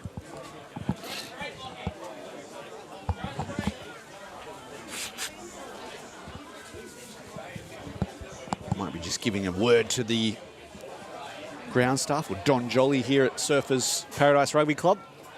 Let's just hope he's got the lights ready to go if this game drags on a little bit too late. Certainly it's not out of the question. We've seen a few first-grade games over the years where you factor in a little bit of injury time, a bit of clouds about. It can get very dark in the closing exchanges. Let's hope that's not the case here today. Lockie Curry, charged with the line out, finds his man in the middle, and they run it into the bog. Second man play out the back. Raymond turns provider, creates a bit of space out wide for Tommy Wright. He's up to the 22, gets the pass off the deck. Raymond's there in support, as you would expect from the fullback. Archer tries to pick the momentum up again. This time they're looking for McCormack. This is a better passage of play now from the Downs. Nice tip pass there from Curry. They're inside the 22. Tawaki all over it like a rash. Gets the penalty.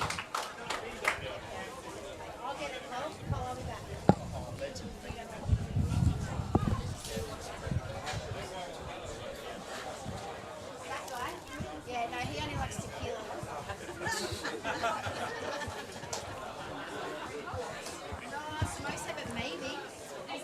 Find the safety of touch with the exiting penalty.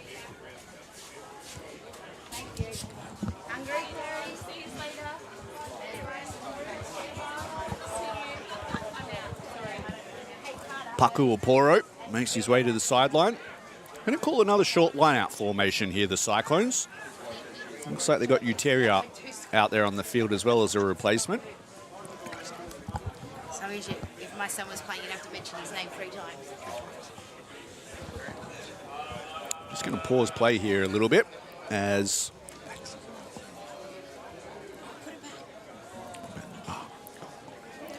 to the back they go. Well claimed by Tauthalangi. Well, getting backward harassed. Crowley all over his man there. So they lose about 10 metres on the play, the Cyclones. As they try to crawl their way over the 22. Not in a position to kick out on the full. Gersikowski might not want to. Thought he spotted half a goal through, half the gaps through the fringes. Angus Douglas now continues. Oh, it's been pitched by his opposite number. Jackson claims it inside the 22 in the Downs, looking to have the final say of the first half. They got numbers on the right. Slow ball here at the base though, so they go the direct route with the pick and go. Hammering around the side is Willis. Through the middle they go again. We can throw a blanket over the forwards at the moment as McCormack tries his luck. The backs wait patiently on the left. That's where they go eventually. McIntyre, cut pass out to Morris, taking it to the line. Wrapped up beautifully by Angus Douglas there. He's given away a penalty though. And they tap and go quickly. Paravicini wanted to go lightning quick. Dan Bolton wasn't having any of it. Curry with the tap. They want to play quickly here now. Raymond, he gets within 2 meters of the line. They work it. One out to the right. Oh, chop tackle there on McIntyre was important. Archer at first receiver. Thought about the tip, takes it into contact instead. At the base they go. Jackson trying to get involved. Another quick pick and go. Franidovic, a metre short. They use the backs on the left, taking it to the line. McIntyre slips out the back, and the Cyclones can breathe a sigh of relief.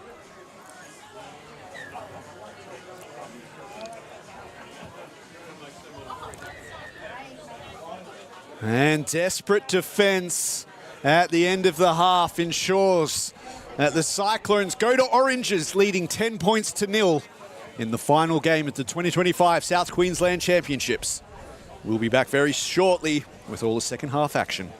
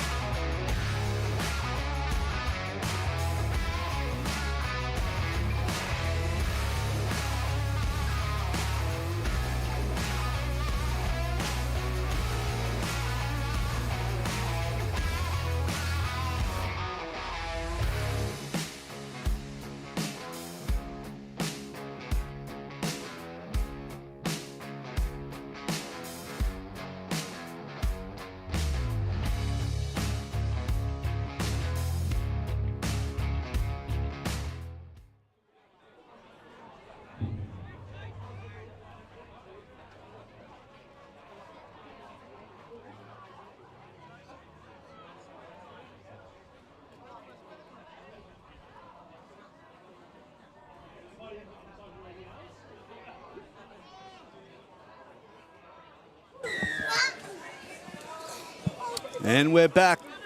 Second half action underway here at Surfers Paradise Rugby Club, where the dim sims are warm, the showers are cold, and we're 40 minutes away from wrapping up the 2025 South Queensland Championships. It's the Cyclones leading 10-0 at the break over the Darling Downs, and knock on, almost not called there for a moment. Tommy Wright thought he had pulled one over the referee's eyes there. Eventually called up.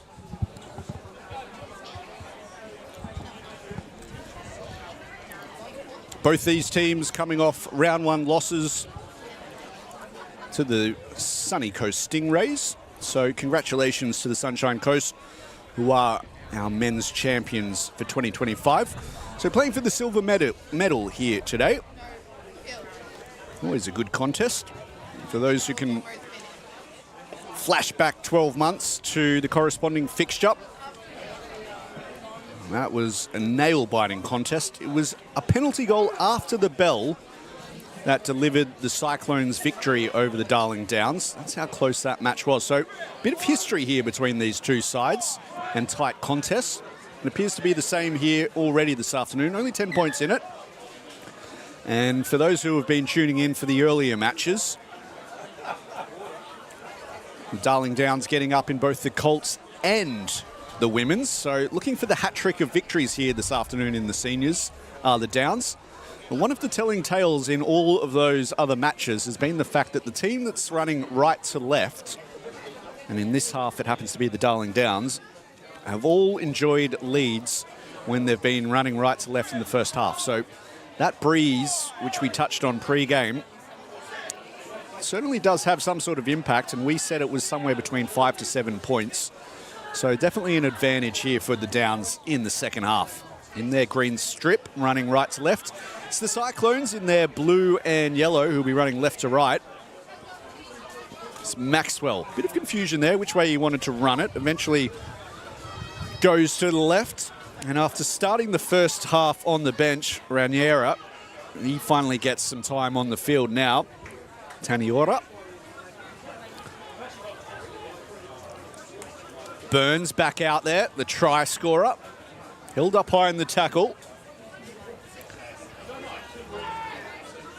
Maxwell. Tathalangi plays out the back. Oh, great wood. Met in contact. Might have hurt himself here as well, Paravicini. Very slow to get up. So they're a man short in the defensive line for the time being, the Downs. They return that way in his direction. Tathalangi does well to hold it, puts it through the hands. Show and go here from Lotz. No one in the backfield racing hard is Langdon.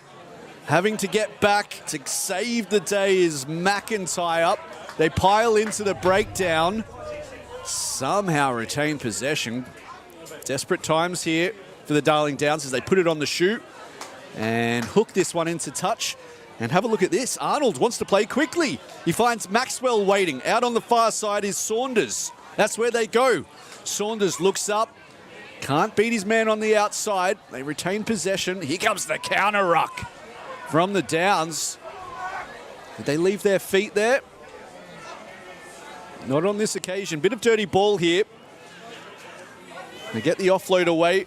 Raniera advances it up to the 22. And work it to the right. Early pill here. Putting it through the hands. Paco Porro bumps off one. Almost off a second. They've got a couple of numbers on the right. They put it through the hands. Cutting back infield is Langdon.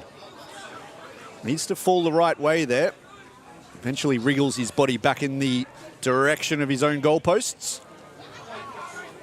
Freshman out there. Callum Clarkin. Man in the spotless jersey. Won't stay spotless for long. Oh, and Utiara coughs it up.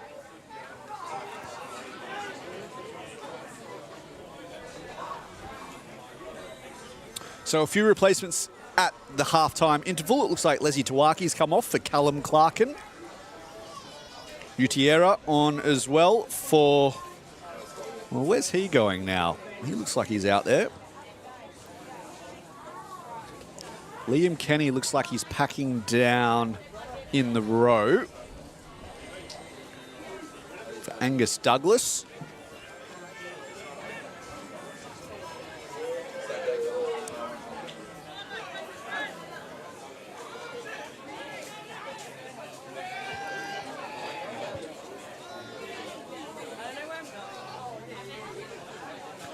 So the battering ram decides to tip it on this occasion. Good option because Lukey Morris is able to get it almost up to the halfway. Gets him on the front foot again. McIntyre can play with this. He puts it on the shoe. Chasing hard is the replacement. He almost got there straight away, but saving the day for the Cyclones in the backfield. Utiera there to clean up and just try to bring a bit of calm to the farm for now as slowly the blue jerseys get back on side.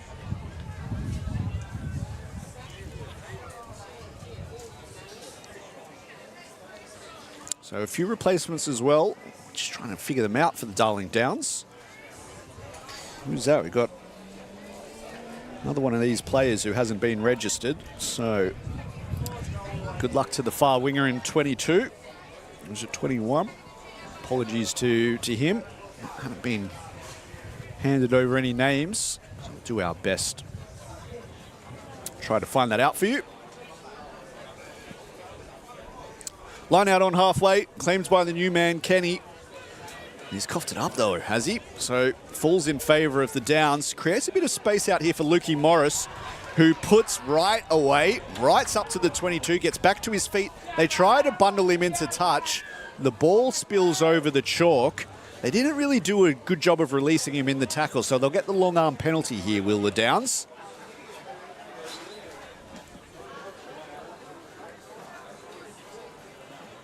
And a chance to bury this deep into the corner and give their rolling maul a chance to show what it can do. They were really denied this opportunity in the first half, weren't they? The territory game well and truly won by the Cyclones, so didn't really get to see this side of the Downs game plan. Curry now waits patiently for the ball. First real chance to show what they can do from a 5-metre line out.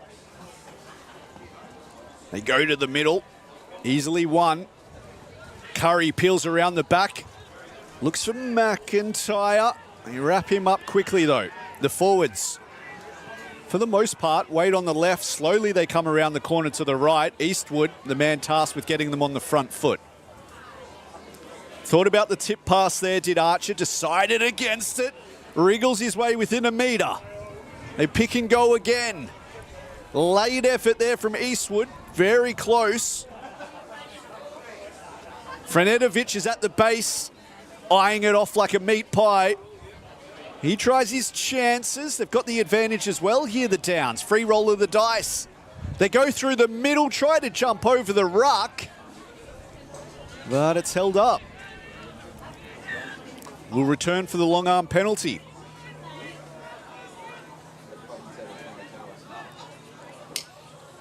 Curry takes the quick tap, works it to the right. Eastwood is waiting. Crawls within a metre of the line, on the hard line, and and the inside centre regathers.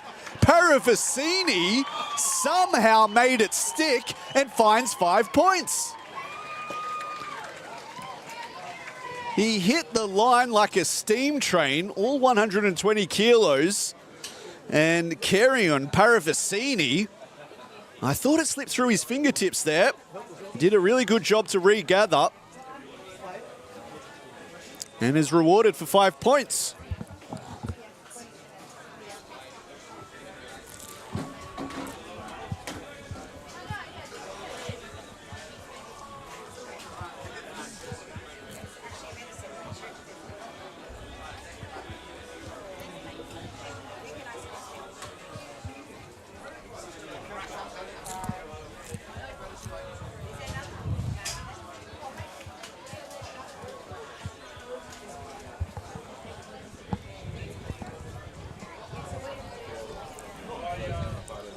No mistake with the conversion.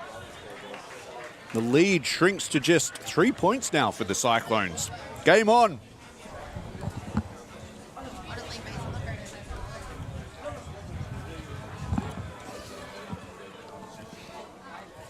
Duncan Beattie, he makes his way out onto the field, as does Dion Lowe. So 2 replacements after that try for the Downs.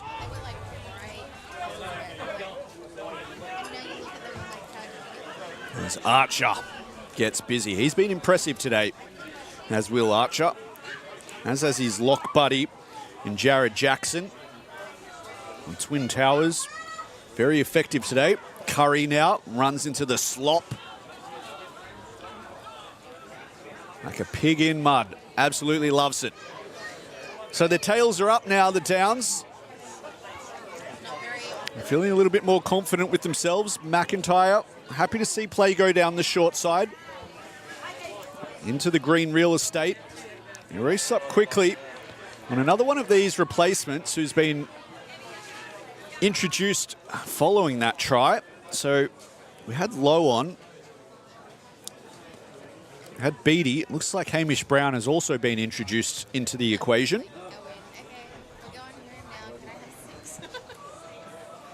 So I dare say Low is on for Nedovic.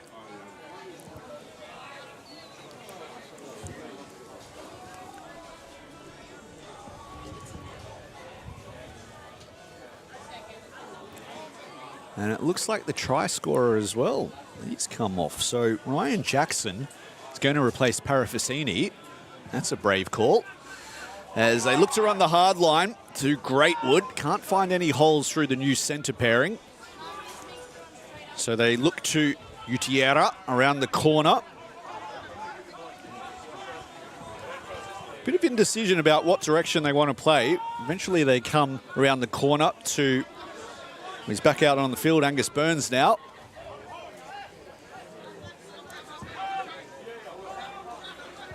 Show and go, Tauthalangi putting in big minutes yet again. Leather takes it to the line. There's that inside step of his, which he's famous for. Straight through the Hey-Diddle-Diddle goes Raniera. That's a good carry to get them on the front foot. Maxwell waits for Burns, puts it through the hands. Chance now. Langdon. Oh, put a twig. Well, did he put a toe on the line? Initially, the touchy put his flag up, then took it down. Bit of confusion here from the Downs players, as there should be. Raniera looks for a tip pass there to Utiera. They got numbers on the left against the drifting defence. That's where they go, through the mud. Chance Stevens gets a bit of space. Oh, it's a pass that went a little bit behind him. Kenny racing away. Brought down about 10 metres short of the chalk. They're in the green real estate now, which is important. Makes it a bit easier with their attack. Clarkin runs towards the black dot. Here comes the counter ruck. Doesn't work on this occasion. We'll go back for the earlier knock on.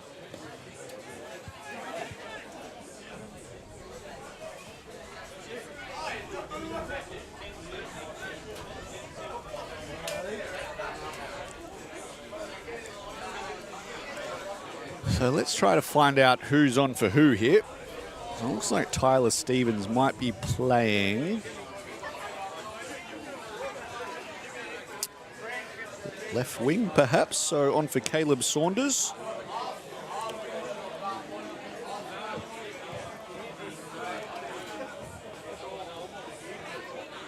Harrison Cumming on the field as well in the second half. So, scrum, 10 metres out. Leather takes it to the line. Late switch there for Arnold. Around the corner they come again. Inside ball. Oh, he does well to hold on to it there, Kenny.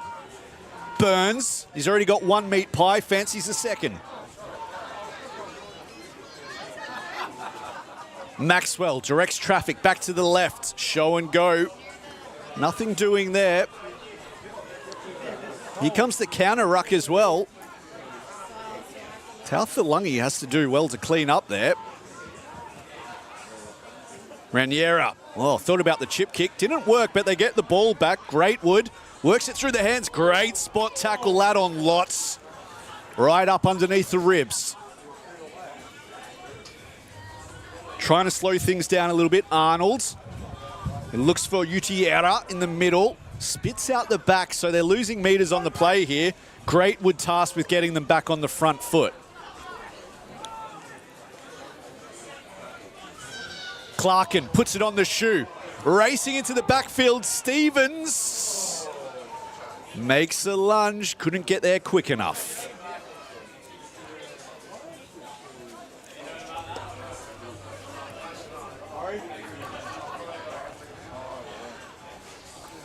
Not the worst outcome though, they'll get the line dropout as a consolation prize.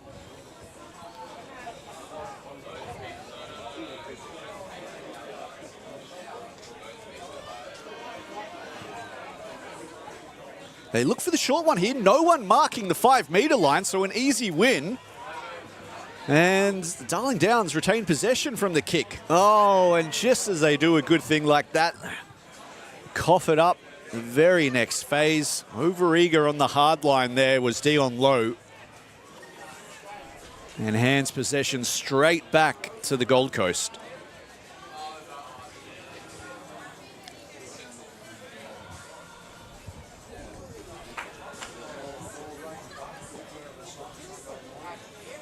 Meanwhile, Manny Snooks returns to the arena. He'll come back on at number 8. Utiera goes back to the Pine.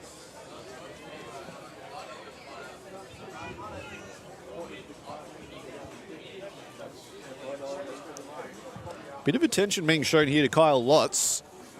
And he gets his left arm bandage. Referee doesn't seem too inclined to wait for him though, as he rushes to get back in position. Saw Arnold on the switch ball last time they ran this play. Arnold switches now with his other centre, Greatwood, bustles his way in, spits out the back. Knock-on advantage, I fancy here being called. So they'll slow down the play a little bit as Greatwood goes again. Lands on his belly. Not contesting the ruck at the moment, the Downs. Tauthalangi makes the most of it. Raniera gets an extra metre post-contact.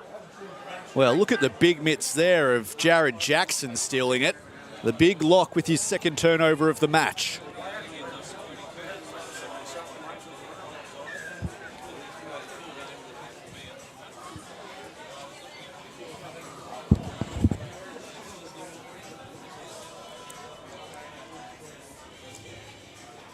Ten plays 7 here in the final game of South Queensland Championships. As all of these players look to capture the attention of the Queensland country selectors.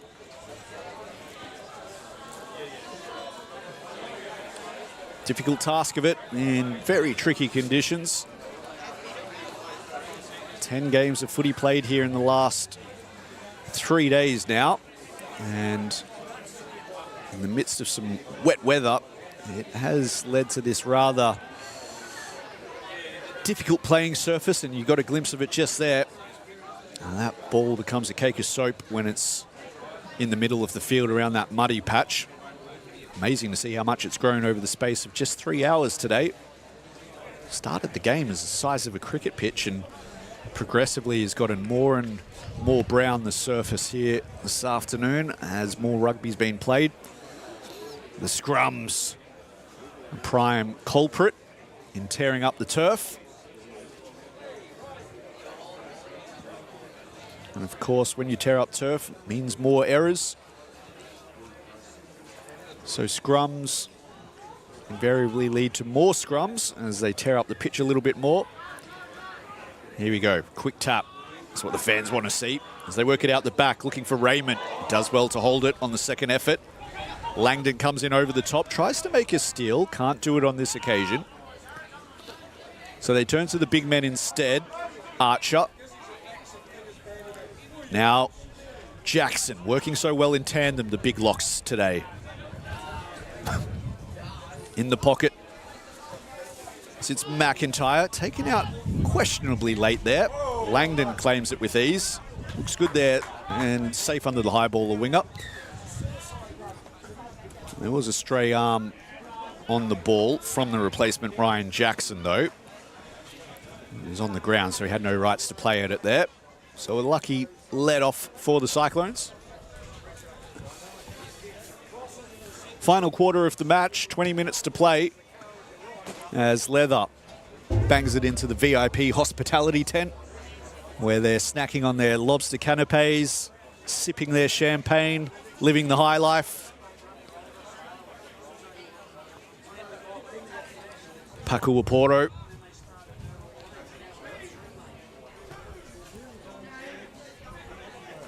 Finds his man in the middle.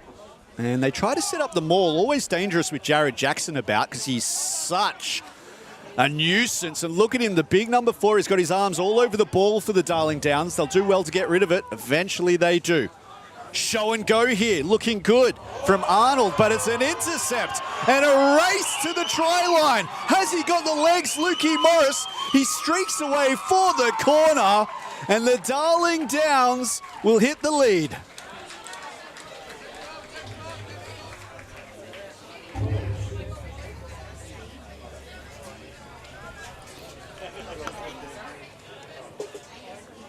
Well, initially it was a positive carry from the centre. Getting over the A-line, perhaps a little greedy with the offload. And Lukey Morris was there to pounce on it. One of the few times all game we've been able to see anyone running an open play in this stop-start affair. And if nothing else, he's brought the crowd back into this contest. 12-10. Darling Downs lead. Kick to come.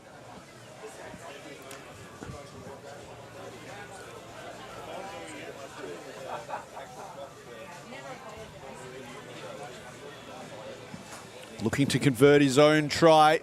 Can't do it. So a difference of just 2 points, final quarter of the match. Pride to play for. It's both teams looking for their first win of the campaign.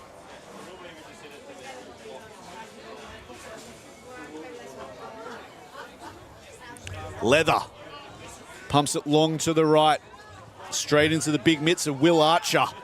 And that's a good carry to start things off.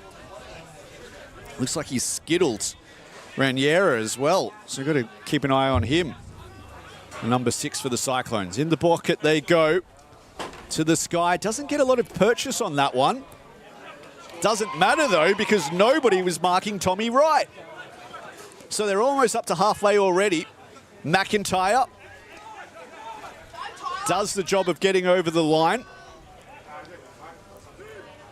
Now they've got a bit of territory to play with. Jackson coughs it up in contact. That's his first error of the game. He's been huge, the lock. Proving he is human, though.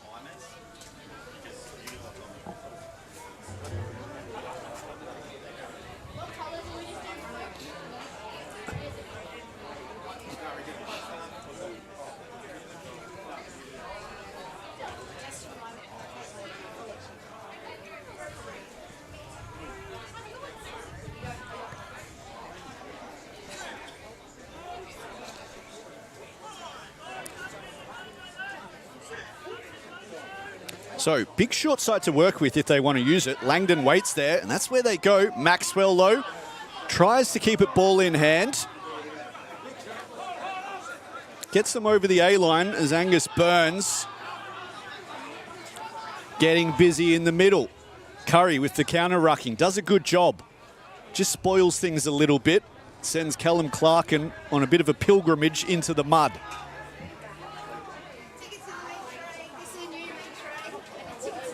Snooks back on the field after having a 15-minute spell on the sideline. Burns on the hard line. That's a good carry from the prop. Wants to get an arm free. Can't achieve that in the end, but at least he gets 15 metres over the A-line. Tauthalangi. Wow, good shot put on him by Curry. They know how dangerous he is. And the counter ruck from the hooker. Results in the turnover. Big play for Darling Downs. Gets them out of trouble. Raymond fangs it to the right to the try scorer. Wright puts it through the hands Ryan Jackson racing away, right back in support. There's Raymond. He's broken free, got support on the inside. Ryan Jackson stretches out the legs and dots it down for the Downs.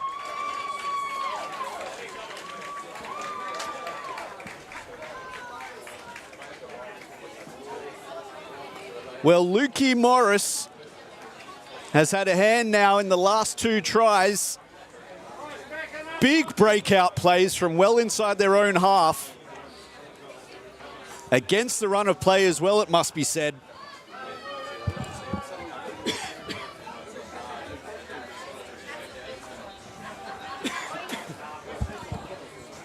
And in the blink of an eye, the Downs hit the lead and a chance now to put it beyond a converted try.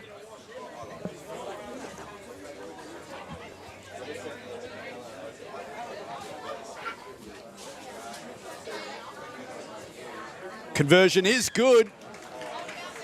And now there's a bit of breathing space for the men in green. They lead by 9.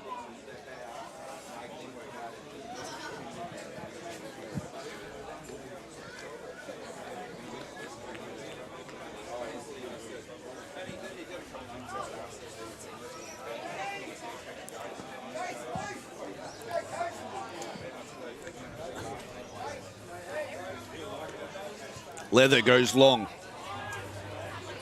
Ooh, a bit of indecision at the back there. Eventually, Archer takes it, drops his mouthguard in the process of running to catch it. We'll have to go find his mouthguard amidst the mud. Turnover in the midfield, though. Snooks comes away with it. Can they respond quickly here, the Cyclones? Maxwell works it to the right. There's that chip and chase again. Bit too much height, easily taken, and the mark is claimed. Curtis Raymond. Well, it's the 3rd time today we've seen the chip kick / grubber used inside the opposition 22. And every time, Darling Downs have had an answer for it. Chance to counter-attack. Maxwell up over halfway. Beats one, cuts inside, he's got space on the right. Chance now, Clarkin gets the passway, looking for Langdon, racing down the right touchline. Langdon cuts back inside. Brought down a metre short. Hot on attack now, the Cyclones. They make a lunge from a metre out. Just short, they're consulting the touchy. There's been a Downs player lunging in from an offside position as well, which they'll want to look at. Meanwhile, Archer's getting attention. He's the one who made the hero tackle at the death there.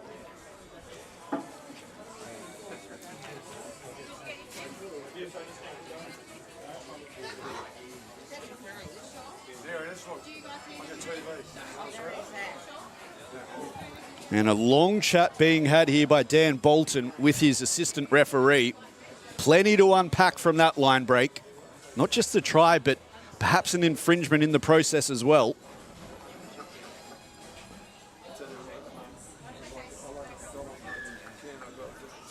Well, there is an infringement from the Cyclones. Perhaps an incorrect entry at that breakdown when James Langdon was brought down a metre short of the chalk. It did look like there was a few bodies on the wrong side of the ruck, arguably from both sides. So got the best in the business here, officiating over this one, and they saw it pretty clearly. Penalty awarded to the Downs. Wouldn't that have set up a grandstand finish if the Cyclones could have crossed then with 10 minutes to play?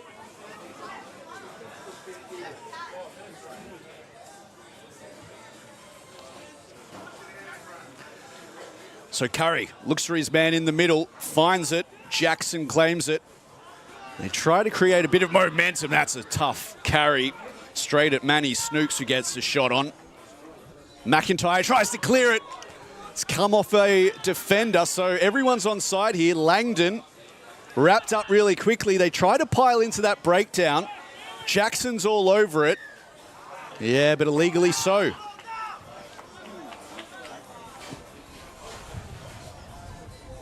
Connor Leather here. already indicating he wants to drill this into the touchline. Aiming to get as close to that 5-metre line as possible. Puts a little bit too much banana skin on that kick, though, and barely crosses the 22. Less than 10 minutes to play in the final game of the championships. Two sides desperate to get their first win of the campaign.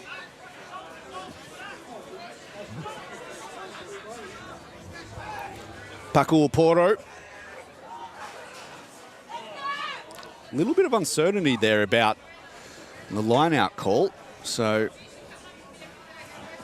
might have a recall here, I fancy. You got Kenny at the back, Tauthangi at the front. That's where they go. Tauthangi claims it without having to have a lift up. They use the battering ram that is Jackson Arnold to try to get it over the 22. Snooks goes on a bit of a sideways expedition there. And, well, the men in green have stolen it, coming away with it.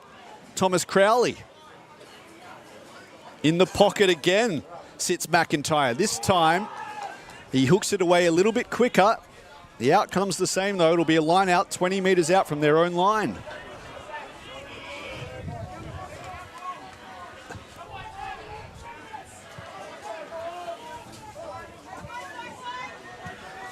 So take two for Paco Oporo. Last time he went to Tauthangi at 2. They're slanted heavily towards the front. They go to the front again, nevertheless. And a nice little 1-2 play there between Paco Oporo and Clarkin. Regathers possession for them. Burns, the other front rower, now getting involved. So all three front rowers touching it early. Leather on the back foot, goes back to that tried and tested inside step of his. But they've left their feet. Liam Kenny at the breakdown. Gives away the penalty. And the Darling Downs now will have an easy exit from their own quarter. As Lukey Morris bangs that into touch just over halfway. And it feels like an eternity since they were in the Cyclones side of the half. Short line out here for the Darling Downs.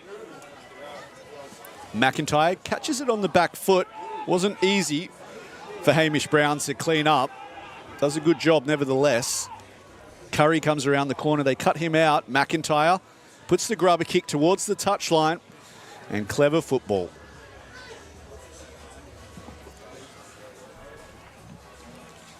Just slows the game down. Wipes off 30-odd seconds from the clock. And they've been a bit of a lottery today, the line-outs in these conditions.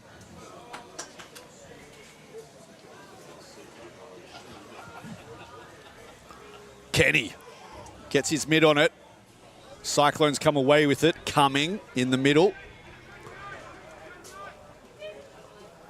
Raniera falls on his belly. Thought about getting up and going again. Tauthangi does it instead. Well, tried to lay the egg, but they choked the chicken. And he's spoiled dinner for everyone. Tauthangi gives away the penalty.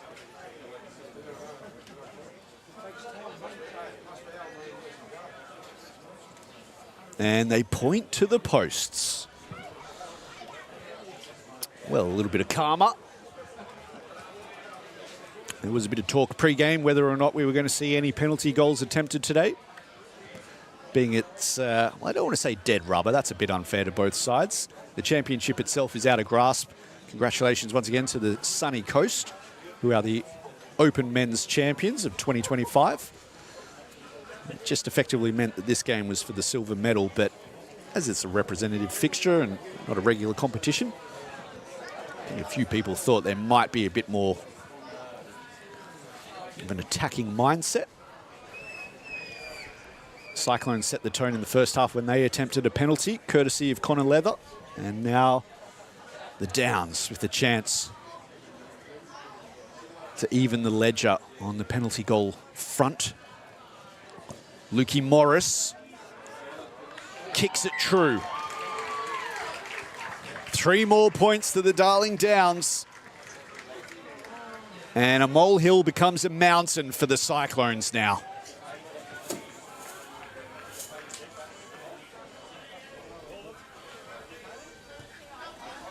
Looking for Langdon. Well weighted. Oh, such bravery there from Cumming. Couldn't hold it though, the open side flank up. He was running head first towards Will Archer. And neither men backed away.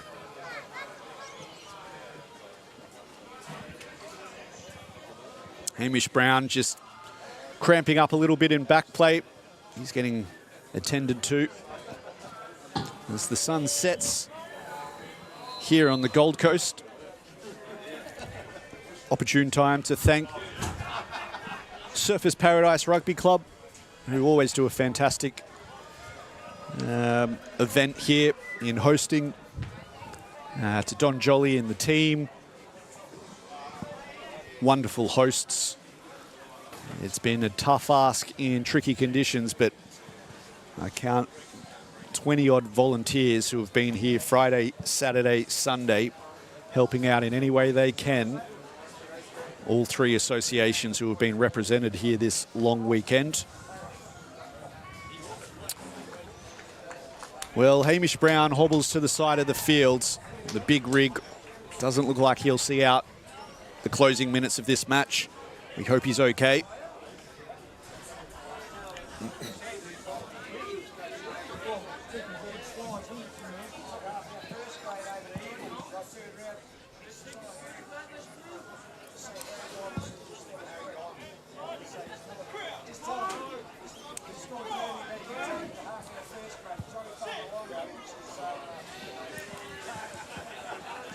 So Maxwell plays flat to Arnold. Arnold, show and go. Good carry this from the centre. Bustles his way to the 22. Around the corner they come. Looking to use the backs once again. Greatwood tries to put a bit of a step on. Hard to do in muddy conditions. Maxwell wants to keep going to the left. Finds Raniera. There's a little offload in contact. They lose a few metres on the play here. As eventually the tip pass goes behind Snooks. And look at that green defensive wall. Imperious marching forward at the rate of knots. They've lost about 15 metres on that play. What can Arnold do to correct it? He runs straight at Ryan Jackson, whose try proved so decisive in this second half. Tauthalangi plays out the back. Well, it's a bit of hot potato stuff now. As they throw caution to the winds, Kyle Lotz, the latest to take it into contact. Gets up, goes again. Snooks. Been one of their best today, Manny Snooks. Maxwell's got options left and right. Here comes the counter ruck. And it might have worked. Darling Downs come away with it somehow. And straight through the middle they go. Offload, putting it on the shoe is Ryan Jackson. He's got chasing hard after it. Tommy Wright, as well as Lukey Morris. Morris misses it. Wright doesn't. He gets back to his feet. They're a metre out. Can they finish the game in style here, the Darling Downs? Pick and go down the short side from close range. They strike gold.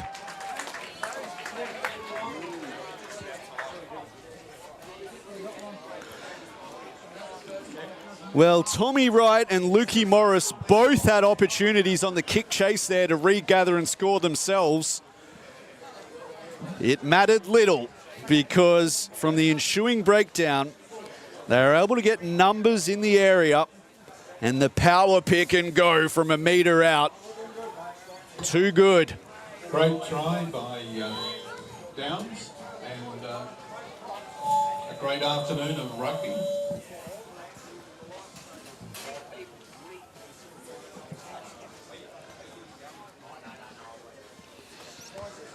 So kicking duty is going to be handed over now to Finlay McIntyre.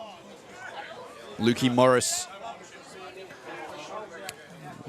relinquishing the opportunity to add another 2 points. McIntyre displays it wide.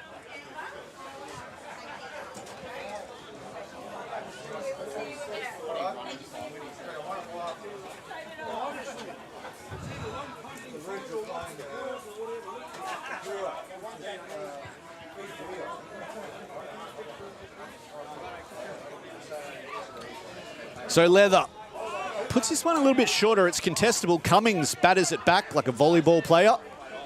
So they'll get the pill back here. Time all but expired at this point. We're in the referee's hands now. Maybe a few missed minutes. Oh, they go for the intercept again. McIntyre on this occasion. Fingertips weren't sticky enough, so they tap and go quickly through Tyler Maxwell. Snooks goes sideways, slip and slide in the mud. They return the favour to the right, though.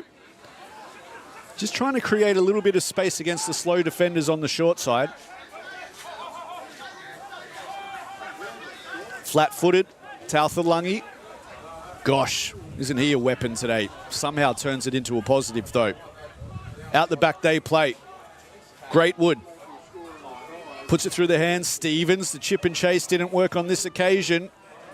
And there he is again, Lukey Morris, ready to clean up for the men in green. Ball spits out the back. Jackson got his hands on it. Not before a knock on, though. And that's all she wrote.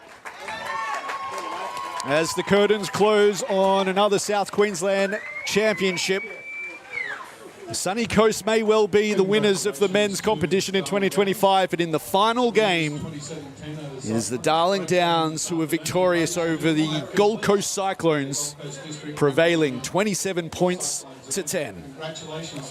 Thanks to the stream teams, Lockie today doing a wonderful job on camera, and for all the ground staff and everyone out here at Surfers Paradise for making it a remarkable weekend. Thank you for joining us, whether that was on the Rugby Explorer app or the Queensland Country Facebook page. And hopefully you've enjoyed some of the rugby action on hand over the past 3 days. Thanks, and we'll see you next time. Coming close to me, flow is on atomic. I'm starting fires through poetry. The hardest out, staying loyal, no falling out. And if you step into the court, be ready, we balling out. Yeah, the coldest of teens, they know what we bring. Don't try us, ain't no in between. We go for these dreams in silence. Hard work, don't mistake it for magic. We been shooting in the gym. This is target in practice. Yeah. And I'm just getting started, getting feet wet. It's all in repetition, ain't a secret. All facts, all black dress code. Pay me my respect, collecting every debt. Oh, the hardest. I bring the pain.